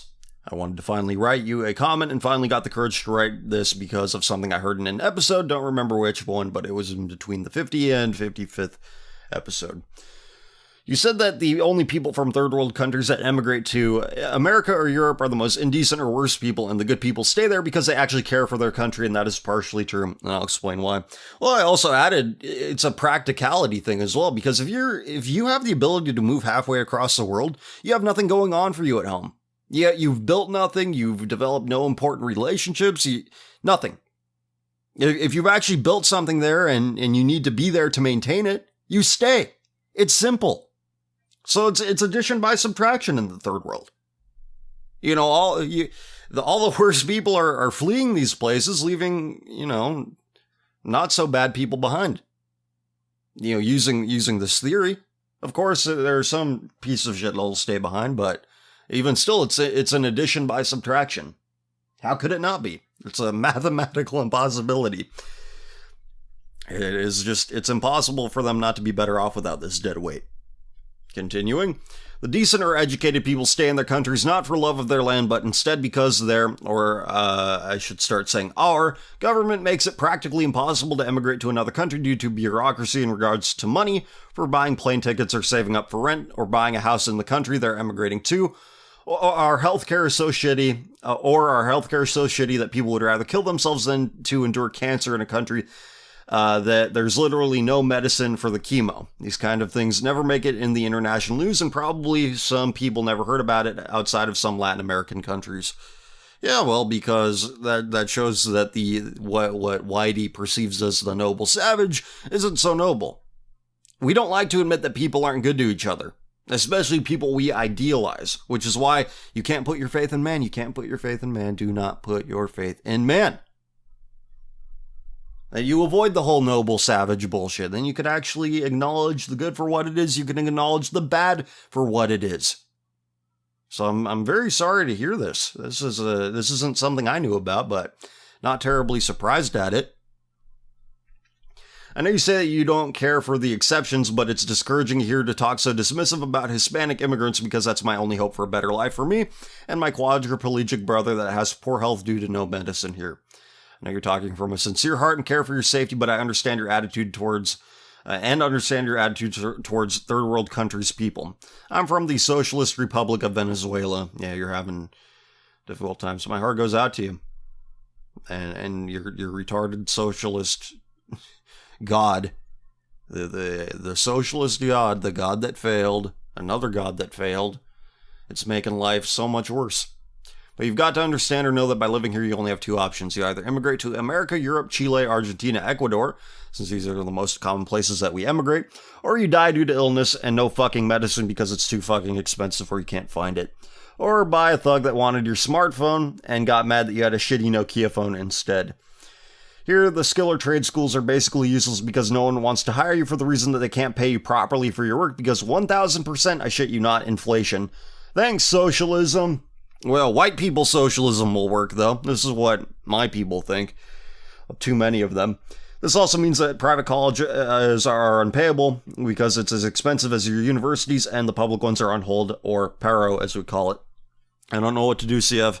I'm only 19 and constantly feel paranoid because I don't know whether I'll be alive next week, or I'll have enough food for the week, for my parents and my brother, and next year we'll soon have a bachelor's degree on audio engineering, and I have no fucking idea if my dad's company will fire him because they can't pay him anymore the salary that he deserves, or our government will expropriate it and basically kill the company. The name's Empress Polar. Google the news and see what's going on there.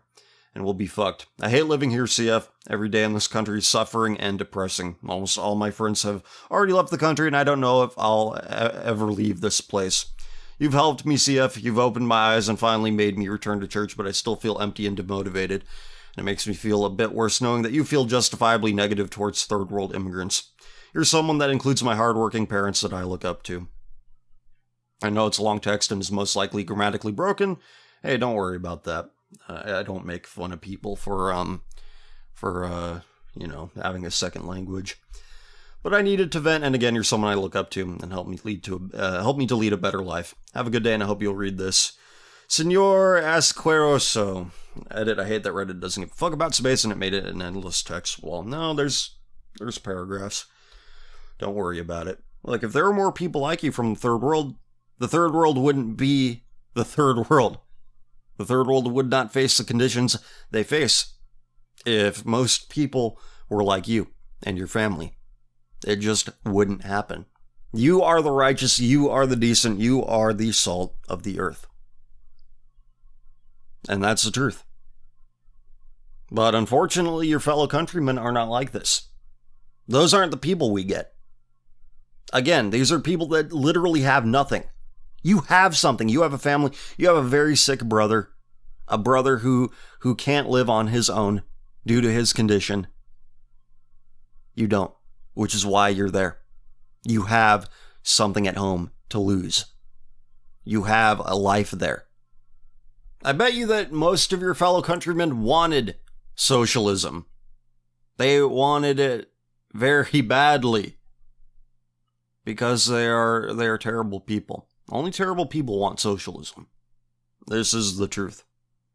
And to give everybody else, because I've been hearing a lot about Venezuela in the news here. I've been reading a lot about it on the front page of Drudge Report and in other news outlets. It says, in a July 22nd, 2016 decree, President Maduro used his executive power to declare a state of economic emergency. Again, this is in Venezuela. The decree could force citizens to work in agricultural fields and farms for 60-day or longer periods to supply food to the country. Colombian border crossings have been temporarily opened to allow Venezuelans to purchase food and basic household and health items in Colombia in mid-2016. In September 2016, news agency Breitbart reported that a study published in the Spanish-language Diario de las Americas indicated that 15% of Venezuelans are eating food waste discarded by commercial establishments. So, more than 1 in 10. 15 out of 100, everybody. And we think that white people can make this work. Oh, but Europe. Oh, great, Europe. People are stupid enough to work in Europe still. But apparently they're not stupid enough to work in Venezuela. Which is why they're now threatening to put you in the fields. It's like communism now. We're gonna put you in the field. You'll get a bowl of rice, maybe, if you're lucky. That is frightening. But look, it's not you I have the problem with. It's the people who allow this to happen, to allow your nation to descend into such madness. That's what I don't like. And unfortunately, I don't have anything more to add to that because it's like I'm at a loss for words when I think of a situation like that. I couldn't imagine that. You know, maybe someday it'll happen here. Then I'll know. I'll feel your pain. Just stay safe. You matter. You are a person of worth. Stay alive out there. Inshallah, Caliph Khomeini al-Filth. I'll keep it short. If you live in any place at any time, where and when would it be? For me, it would probably be Constantinople at the height of the Eastern Roman Empire. This isn't something. This is more for history buffs, because I don't know. I feel like I'm a person without a place or time. I don't see anywhere where I'd fit in. Like, it's nice to be around people who are like you, but it's not what it is. Not what it's been for me. You know, it would be nice to belong to something, but it just has never worked out for me. And, you know, maybe, and in times where I did think I belonged somewhere, I didn't. It was all very superficial. It was just based on like, oh, you like this kind of music, or oh, you have this kind of hobby. It's nothing. Means absolutely nothing. And, you know, maybe it's me. Maybe it's just me, but there's no place. I'm a person without a place or a time. Anywhere, I think I'd be pretty incompatible with what's going on. Hola, cool man Faith. I just wanted to share a short story I experienced at school today. Not as bad as some of the stuff you've read. I was simply headed to middle school to... Wait, what? Middle school? I'm questioning whether I should read this or not at this point. But, you know, if this is true, look, I'm skeptical here, but if this is true, you said, these broadcasts really helped me shed light on both myself and what school really just is, and as you said, an indoctrination center for accepting or even practicing sodomite behavior and beliefs. God bless and good tidings. See, I like that part. If you prove yourself to be legitimate, maybe I'll read the rest of that.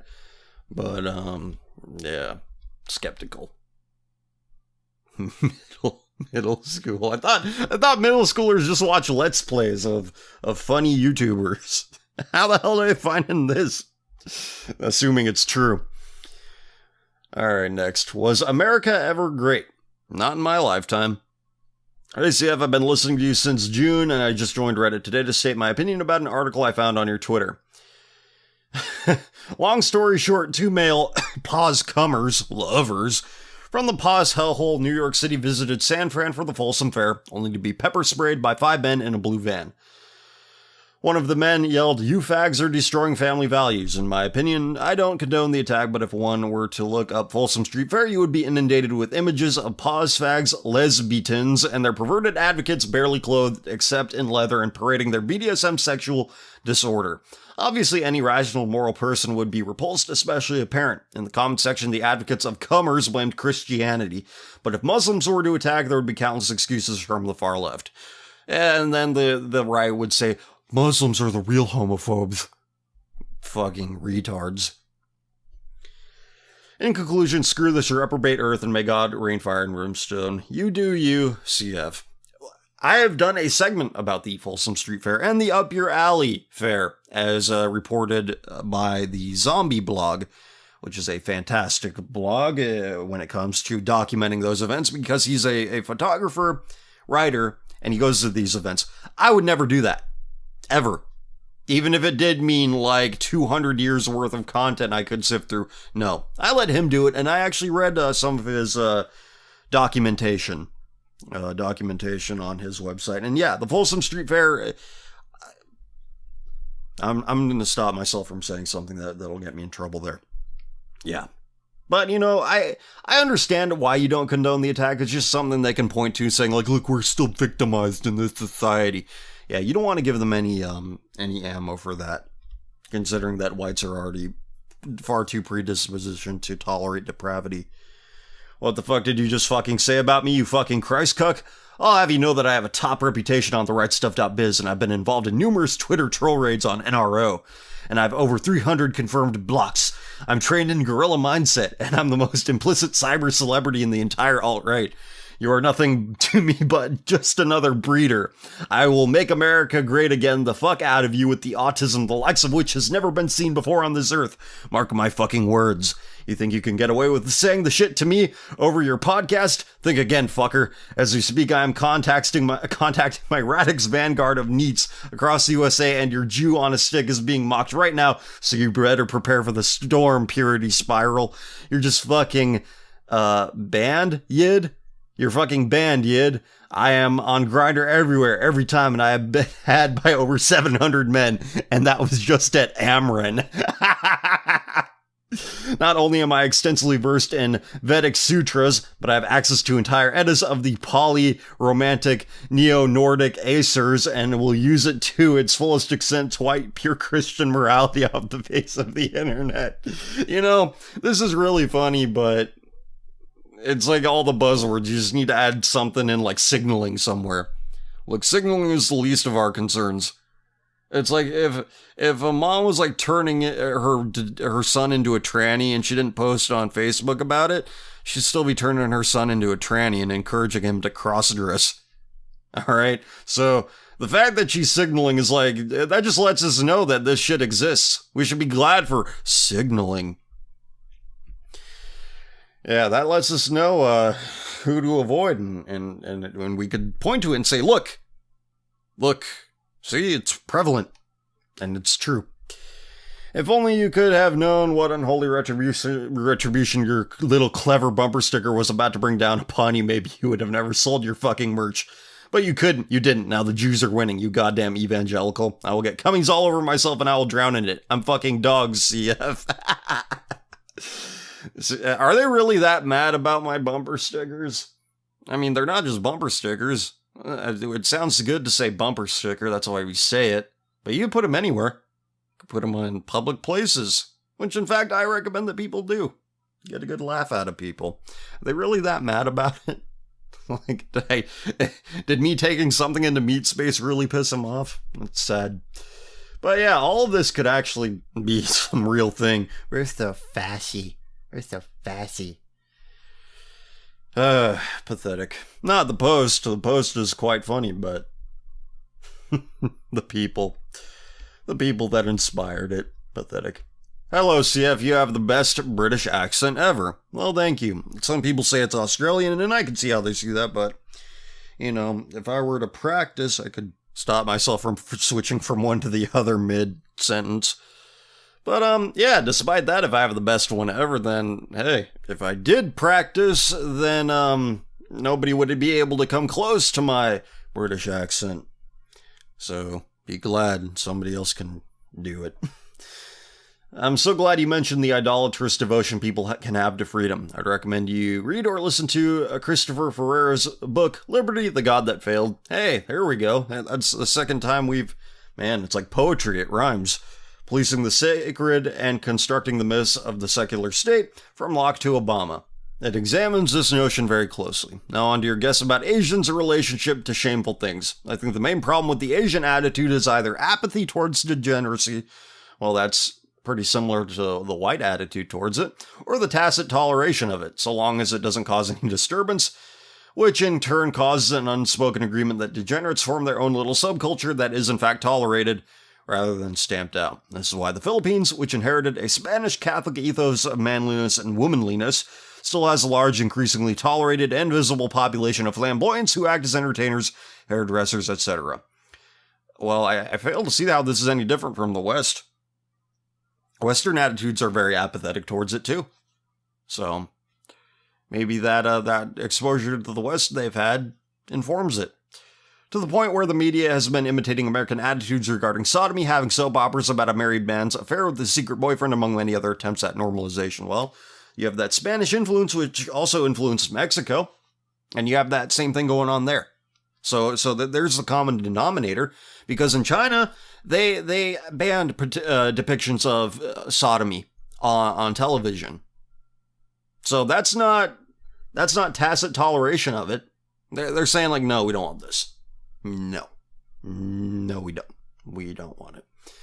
Later on, you were wondering why people like to compare themselves to base, primitive creatures. You can thank the 18th century Enlightenment, which set off a reaction from those too stupid or easily bored / distracted groups of artists and thinkers that made the 19th century Romanticism a thing. Romanticism hated the logical, clean, rational mind that the previous movement fetishized and loved visible, created nature as the ultimate good, and saw base, primitive societies as being good because of how closer they are to nature, including nature's savagery and lack of sophisticated reasoning. Especially after attempts at trying to realize a society helped by science and devoid of God, the two world wars have only enhanced the descent of Western civilization into hyper-primitivism. Imagine a bunch of rich old white people standing around with wine glasses at some art gallery talking about the art of someone like Basquiat or some black heroin addict. Basquiat, some black heroin addict. That's one person. Some black heroin addict. Great. Yeah. That's wonderful. And their conversations like a highbrow version of sniffing each other's assholes to savor the aroma of the bullshit they're spewing. Why do you think rap music and other music that emphasizes simple beats rather than melodies are becoming popular? Why do you think people love to consume the sentimental, emotionally agitating forms of entertainment with much more oral posturing of powerful white men with cameras to let everyone know about the plight of some tribe in Africa or the Amazon?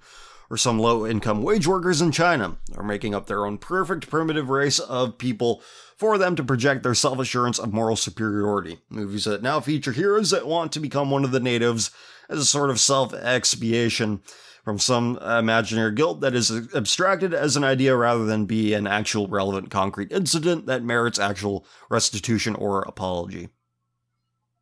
In short, it's always the consequence of people who divorce themselves from the notion of God, of orderliness in the created universe, both outside and inside us. I'd like to expand on this because what you're saying here is good. You're seeing an increased rejection of Christianity in the right wing. They're replacing it with self-worship. They're turning themselves into their genetic circumstances into a pagan god. Which is why the right wing is increasingly more tolerant and accepting and promoting of deviant sodomite behavior. This is like animals mount each other to show dominance. And this is what a growing segment of the right wing wants. This is how they want to behave. It's a product of over-civilization like Ted Kaczynski talks about.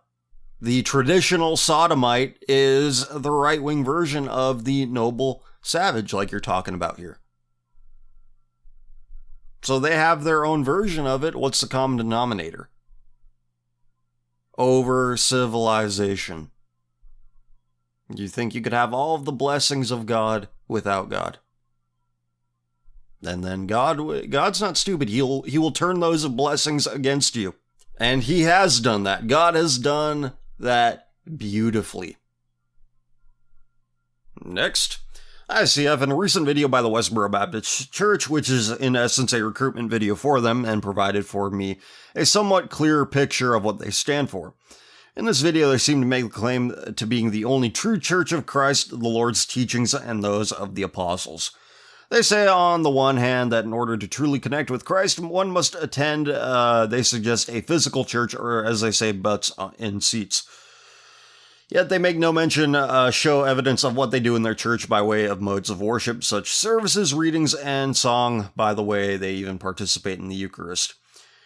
The video exhorts us to leave everything behind, just like Jesus said to his apostles, and journey to join their only true Church of Christ. Well, I completely disagree with that.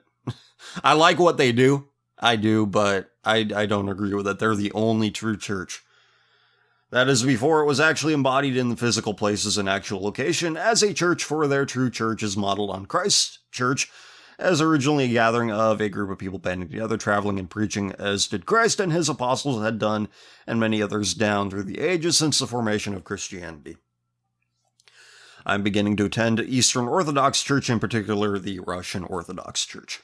This choice is in part formed by their adhering to direct connections with that which founded Christ's church, their relation to tradition, the whole character and formality, as well as an appeal to me on a cultural and aesthetic level. So whilst the Westboro Baptist Church appeals to that side of my character, that is an activist, outspoken, and a communicator, one willing to go out and seek to speak the truth and connect with others. If it weren't for the near absence in their only Church of Christ of the physical church, its services and ritual, I would perhaps drop everything and travel a near 1,000 miles to join them. Although it begs the question whether they would accept a repentant sodomite.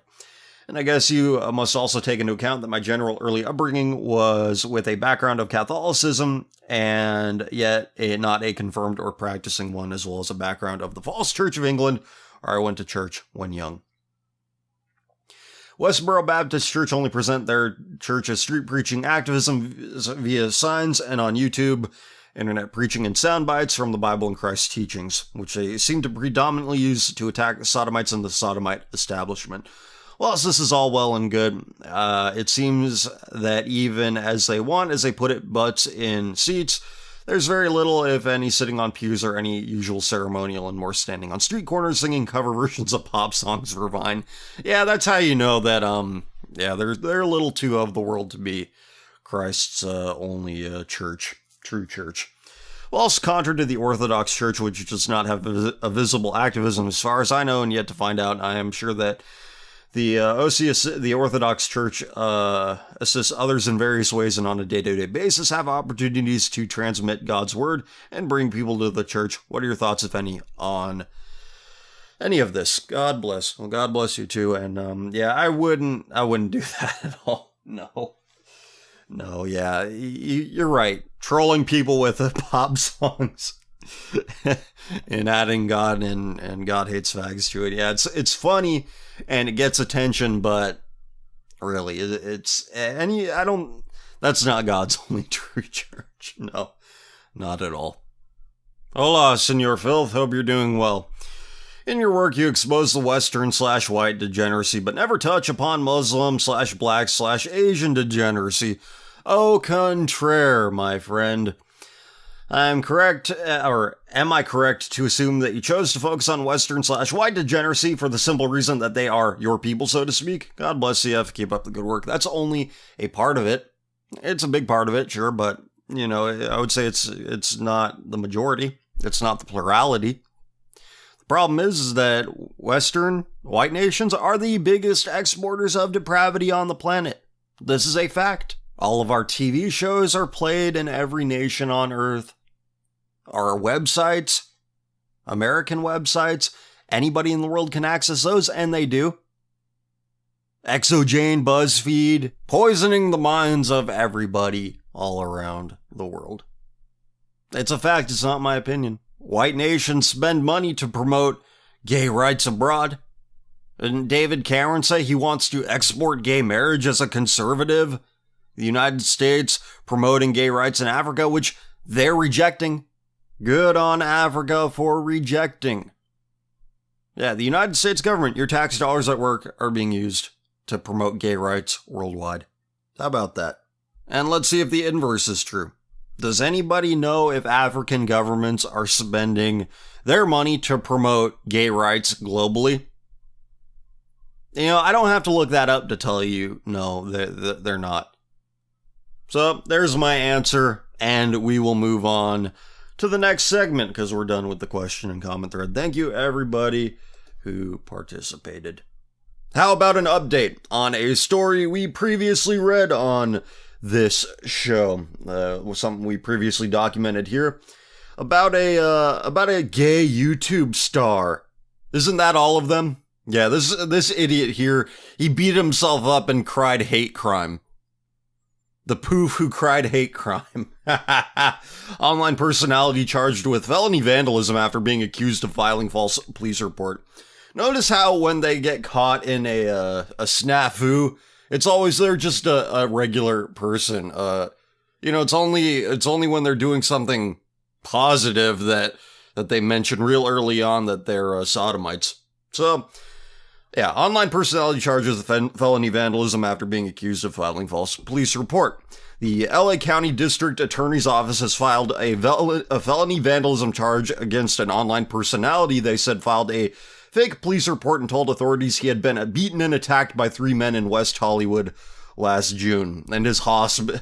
we know what kind of person takes a selfie in a hospital bed. And he barely looks any different from his mugshot. He's got maybe 3 or 4 tiny red welts on his neck. The rest of him is fine. And he's like, I'm hate crimed. I got hate crimed. That makes the wounds hurt worse. Callum McSwiggan, who is known for his online posts and videos, has been... Oh, is that all he's known for? They're just videos. Am I right? They're just videos. Has been charged with vandalism for suggesting the men also damaged a Lexus, which they said he damaged. Oh boy. The attention is just, you get a lot of it and then it runs out. And then you need more of it, and it becomes ridiculous and a lie. The DA said original charges were dismissed Thursday to make way for a newly filed felony case. On Monday, the 26-year-old McSwiggan... Hey, another Anglo. Oh, let me guess, McSwiggan is a Jewish name, am I right? On Monday, the 26-year-old McSwiggan pleaded not guilty to one felony count of vandalism over $400 of damage and one misdemeanor count of filing a false report to a peace officer. Okay. A preliminary hearing is scheduled for November 7th at the Los Angeles County Superior Court Airport Branch. According to the felony complaint, McSwiggan damaged the car mirror and bumper of a vehicle on June 27th.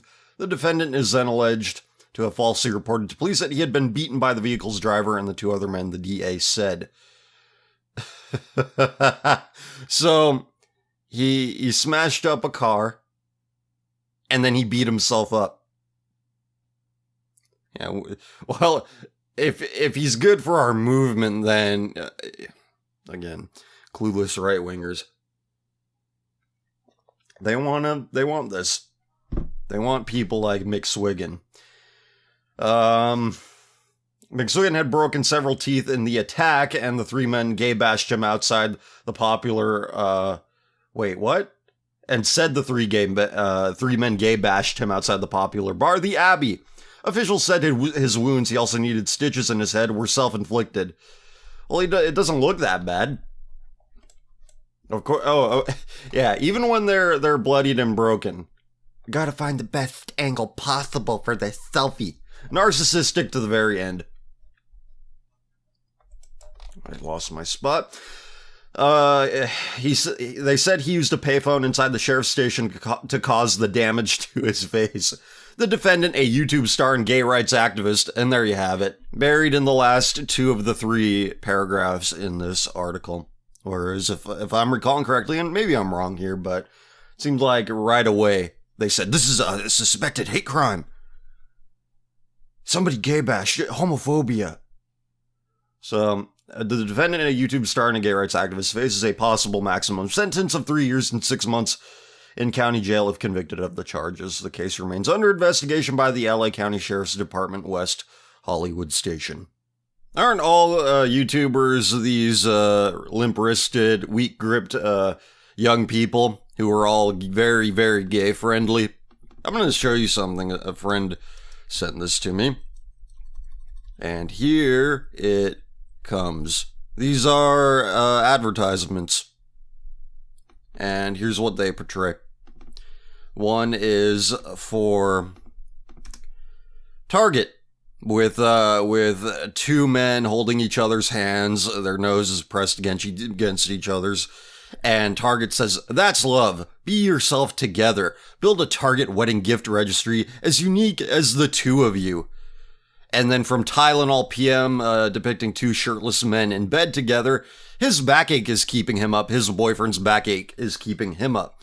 You know, I get a lot of reports of these kinds of advertisements, not these ones specifically, but in the same spirit, appearing on my videos, one of which apparently was for Grindr. Let me tell you something about business. The more customers you have, the more money you will make. And we are talking about, allegedly, 3%, 3 to 4% of the population, not a great market share at all.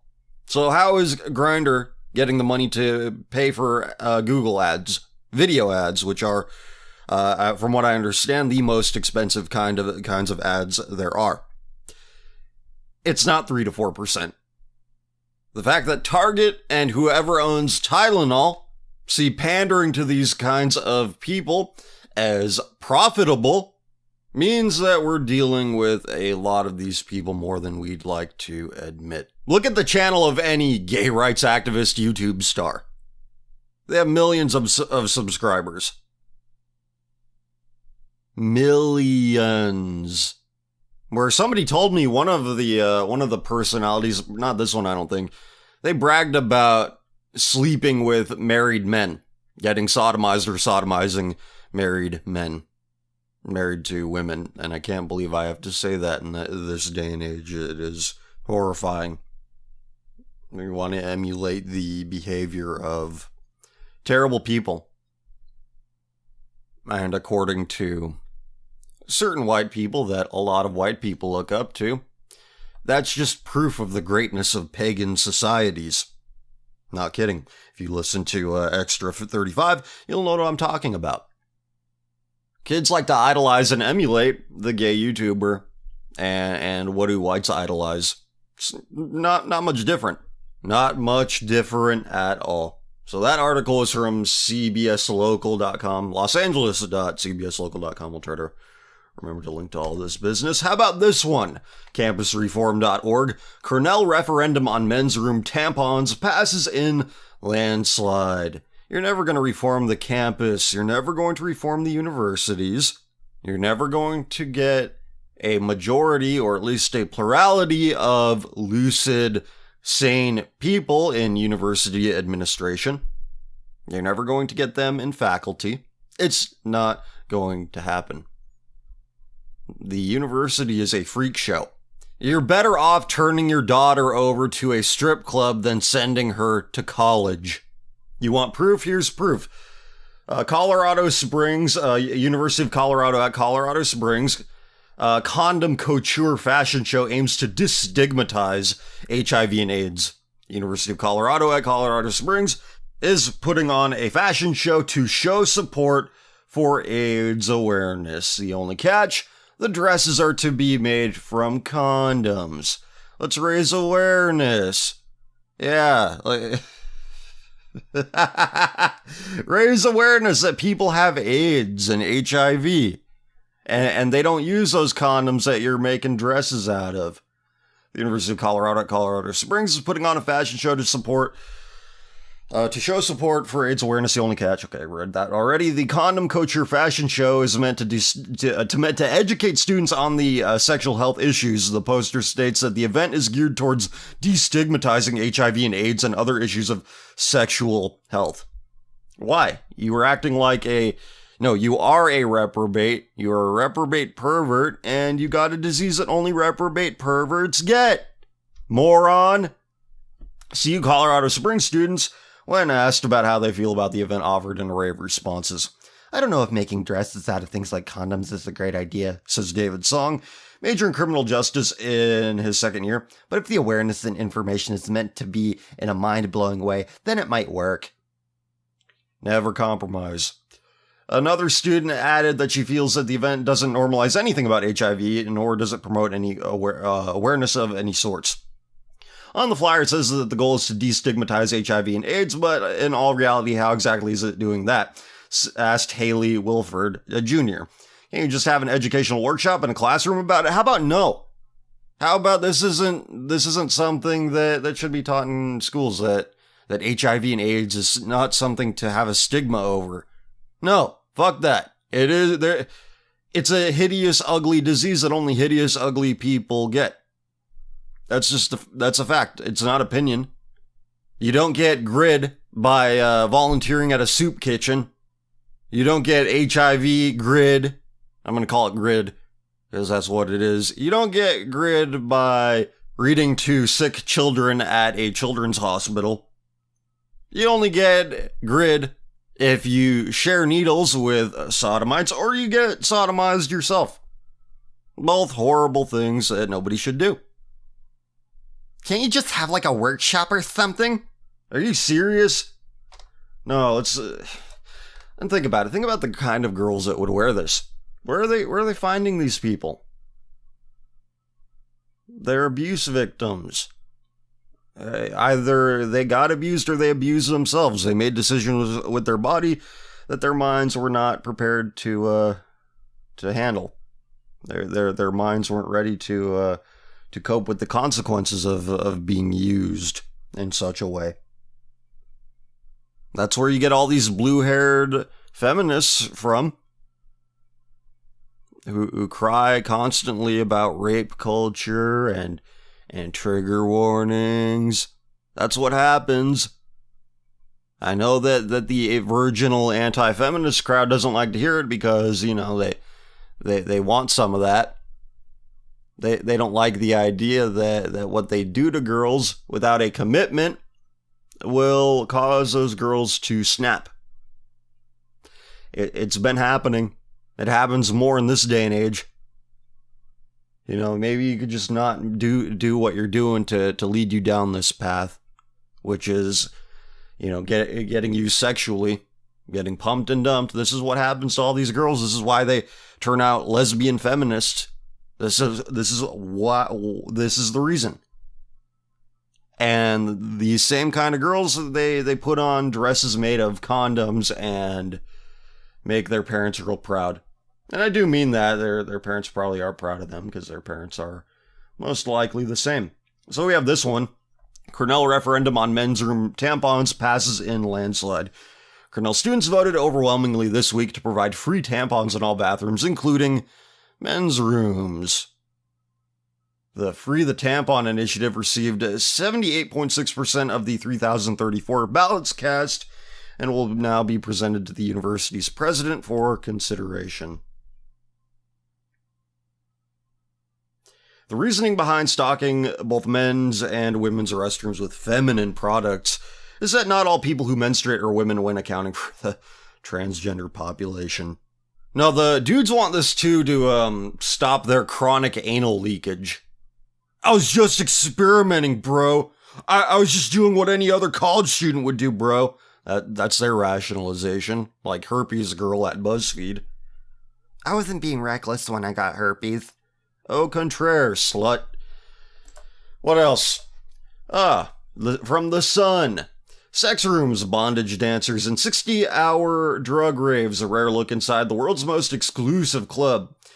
Florence Welch and Jake Gyllenhaal are among the A-listers who have... Wait, Florence Welch. Did I say wench? I'm just gonna go Florence Welch. They're among the A-listers who have been turned away by the daunting bouncers at Berghain in Berlin. Hey, the Weimar Republic never ended. Germany will rise again. My heart is racing and a tiny voice inside me is screaming, please, please. Then it comes, a slow nod of the head from the man in black. My ordeal is over, and I try hard to control my trembling body as I slowly walk forward inside to safety. Welcome to Berghain, the world's best club, where getting past legendary doorman Sven Marquardt is to survive an ordeal that has been known to make grown clubbers weep. Housed in a former East Berlin power station, it is as famous for its door policy as for its sex and drug binges at parties that run from Friday night to Monday afternoon. There are even special dark rooms downstairs where couples have very explicit sex to a soundtrack of bullet hard techno beats. Meanwhile, upstairs on the main dance floor, male and female performers naked apart from the odd slice of bondage leather, dangle in cages attached to the ceiling or gyrate on podiums. A man covered in paint dances at the infamous German club. 2-hour-long queue, the infamous doorman at the club. On the top floor is the panorama bar with its X-rated sculptures. Florence Welch and Jake Gyllenhaal are just too obliged to that. Who cares? But those that make it in speak of an almost religious experience. What did I tell you? The average Westerner, their god is cum. Their god is the orgasm. And here is proof of it.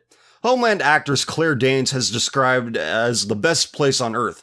And Lady Gaga chose the venue to launch her last album, arriving for the night in little more than a bra and knickers and a mustache. The club's enigmatic entry rules are the subject of endless debate among Berliners and tourists alike. And here we have a guy who has nose piercings and lip piercings like a cattle, a true goyim. That's the doorman. Sun Rider Jacob Lewis failed to get into the club on his first attempt. Internet forums buzz with rumors about how to win the right to pay your €16 entry fee. Turning up in big groups, talking in line, and wearing anything but black are all reported to see you waved away. There's even a website called Berghain Trainer that uses your camera and microphone to analyze your body language and voice as you try and get past a virtual doorman. The 1,500 capacity club opened in 2004 in a deserted part of town and has since become an institution. Again, an institution of hedonism, the god of the West. This is like a church. This really is a church. It's a church. A church of hedonism that every Western person wants to be a part of. This month, it was even awarded the same cultural tax status as the city's theaters and museums. So I'm right. Cummies are the god of the West. Repent. Stop doing it. It will lead you to ruin. But let me put this in the context of our current political environment. Everybody says populism is on the rise, down with the elites. Now, as we see, this is where elites go. This is where elites go to do what they do. Yet the common people have no issue with this. In fact, this is what they want to emulate. They want to emulate the behavior of the elites. Like I said, Occupy Wall Street only happened a half decade ago. And we're going to forget how that turned out? We're going to pretend like populism is a good idea after that? When populism is nothing more than I want to do what the elites do. Those who make up the great populist movement, awakening, whatever you want to call it, want this for themselves. They have no issue with this. This is the life they want for themselves. Because they don't object to it. Or they outright say it, that they want to do it, like I was talking about earlier. Someone comes out as transgender on Facebook, and all the nice white people say, "Yeah, you're so brave. If only more people were like you." This is what they want. The people are always wrong. The people were always wrong. The people will always be wrong. So this bondage club, this orgy club, awarded the same cultural tax status as Berlin's theaters and museums. Look, if you're fine with it just because white people do it, okay, that's your mistake. And I'm not making the same mistake as you. I see populism for what it is. This is what it is. This is what the common people want for themselves. All commies, all the time, the people are always wrong. If you don't believe me, fine.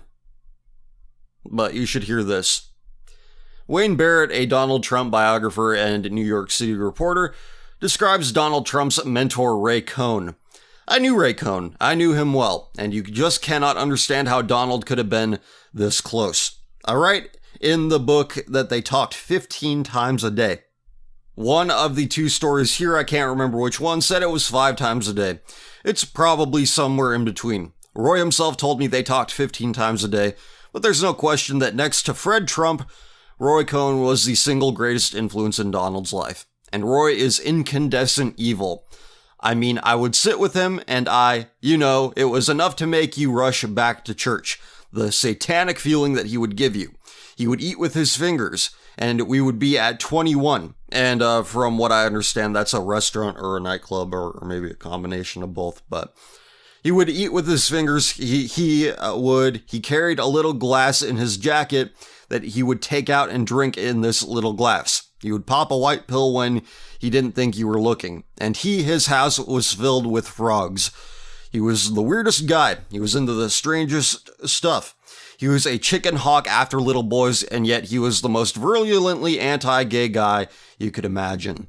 And so that was Donald's mentor and constant sidekick, who represented all 5 of the organized crime families in the city of New York.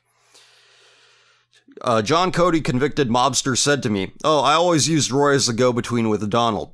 Roy was the guy who set us up, so this is the relationship that flowed through, the FBI did an affidavit saying that the heads of the commission, the heads of the 5 crime families, would meet in Roy Cohn's office because the government couldn't eavesdrop. It was a lawyer-client relationship. That's what they did." And this additional bit of information came from the Anti-Posi subreddit. Said that Roy Cohn died of AIDS in 1986. Trump put Cohn's half-dead boyfriend up in a hotel for free when he was dying. The 21 he mentions is an extremely posh restaurant in New York City. Okay, so it was a restaurant. And this says nothing of Donald Trump's relationship with Jeffrey Epstein, who is also a pederast. From the Daily Wire, one Twitter user once asked me, "Is it too much to hope that one of our parties would pick someone with no links to a pedophile sex slave island?" Apparently, it is too much to ask for. Both presumptive Republican presidential nominee Donald Trump and former President Bill Clinton have ties to convicted pedophile and Democratic donor, billionaire Jeffrey Epstein and sex slave island. Note, President Bill Clinton is not merely the husband of Democratic presidential candidate Hillary Clinton either. Bill is currently campaigning for his wife, plus Hillary recently unveiled that Bill will be in charge of revitalizing the economy if she were to take office. It has been uncovered that Clinton, known for his troublemaking libido, has even stronger ties to Epstein than previously reported. As noted by the Free Beacon, Clinton was aboard the infamous Lolita Express, owned by a billionaire pedophile at least 26 times, not the initially reported 11 times, Fox News reports. Clinton's presence aboard Jeffrey Epstein's Boeing 727 on 11 occasions has been reported, but flight logs show the number is more than double that. And trips between 2001 and 2003 included extended junkets around the world with Epstein and fellow passengers identified on manifests by their initials or first names, including Tatiana. The tricked-out jet has earned its Nabokov-inspired nickname because it was reportedly outfitted with a bed where passengers had group sex with young girls. Again, this plane is called the Lolita Express. Official flight logs filed with the Federal Aviation Administration show Clinton traveled on some of the trips with as many as 10 U.S. Secret Service agents. However, on a 5-leg Asia trip between May 22nd and May 25th, 2002, not a single Secret Service agent is listed. Republican presumptive nominee apparently got in on the action too. Trump's ties to Epstein, a man Trump once called a terrific guy, and Sex Slave Island have been chronicled by the Daily Wire here. For the Political Insider, Trump is accused of threatening and raping a 13-year-old girl on the private island. Epstein is also named in the suit for sexual misconduct. The lawsuit accusations have been vehemently denied by the Trump camp, alleging that the filing is a hoax and that there is no evidence that the plaintiff in question actually exists. Well, I'm sorry, but you associated with a pederast. Trump. Right there. He called him a great guy. A pederast. A great guy. He called a pederast a great guy. America truly is the great Satan. That's great, we're just gonna have more sodomite presidents. But at least they're white, right? Morons. Anyway, this has been Common Filth Radio episode 108. Thank you very much for listening. Don't forget to check out brand new merch. Ignore Sodomite Orders stickers. Available now. Shipping now. International shipping is available if you buy from Amazon.com.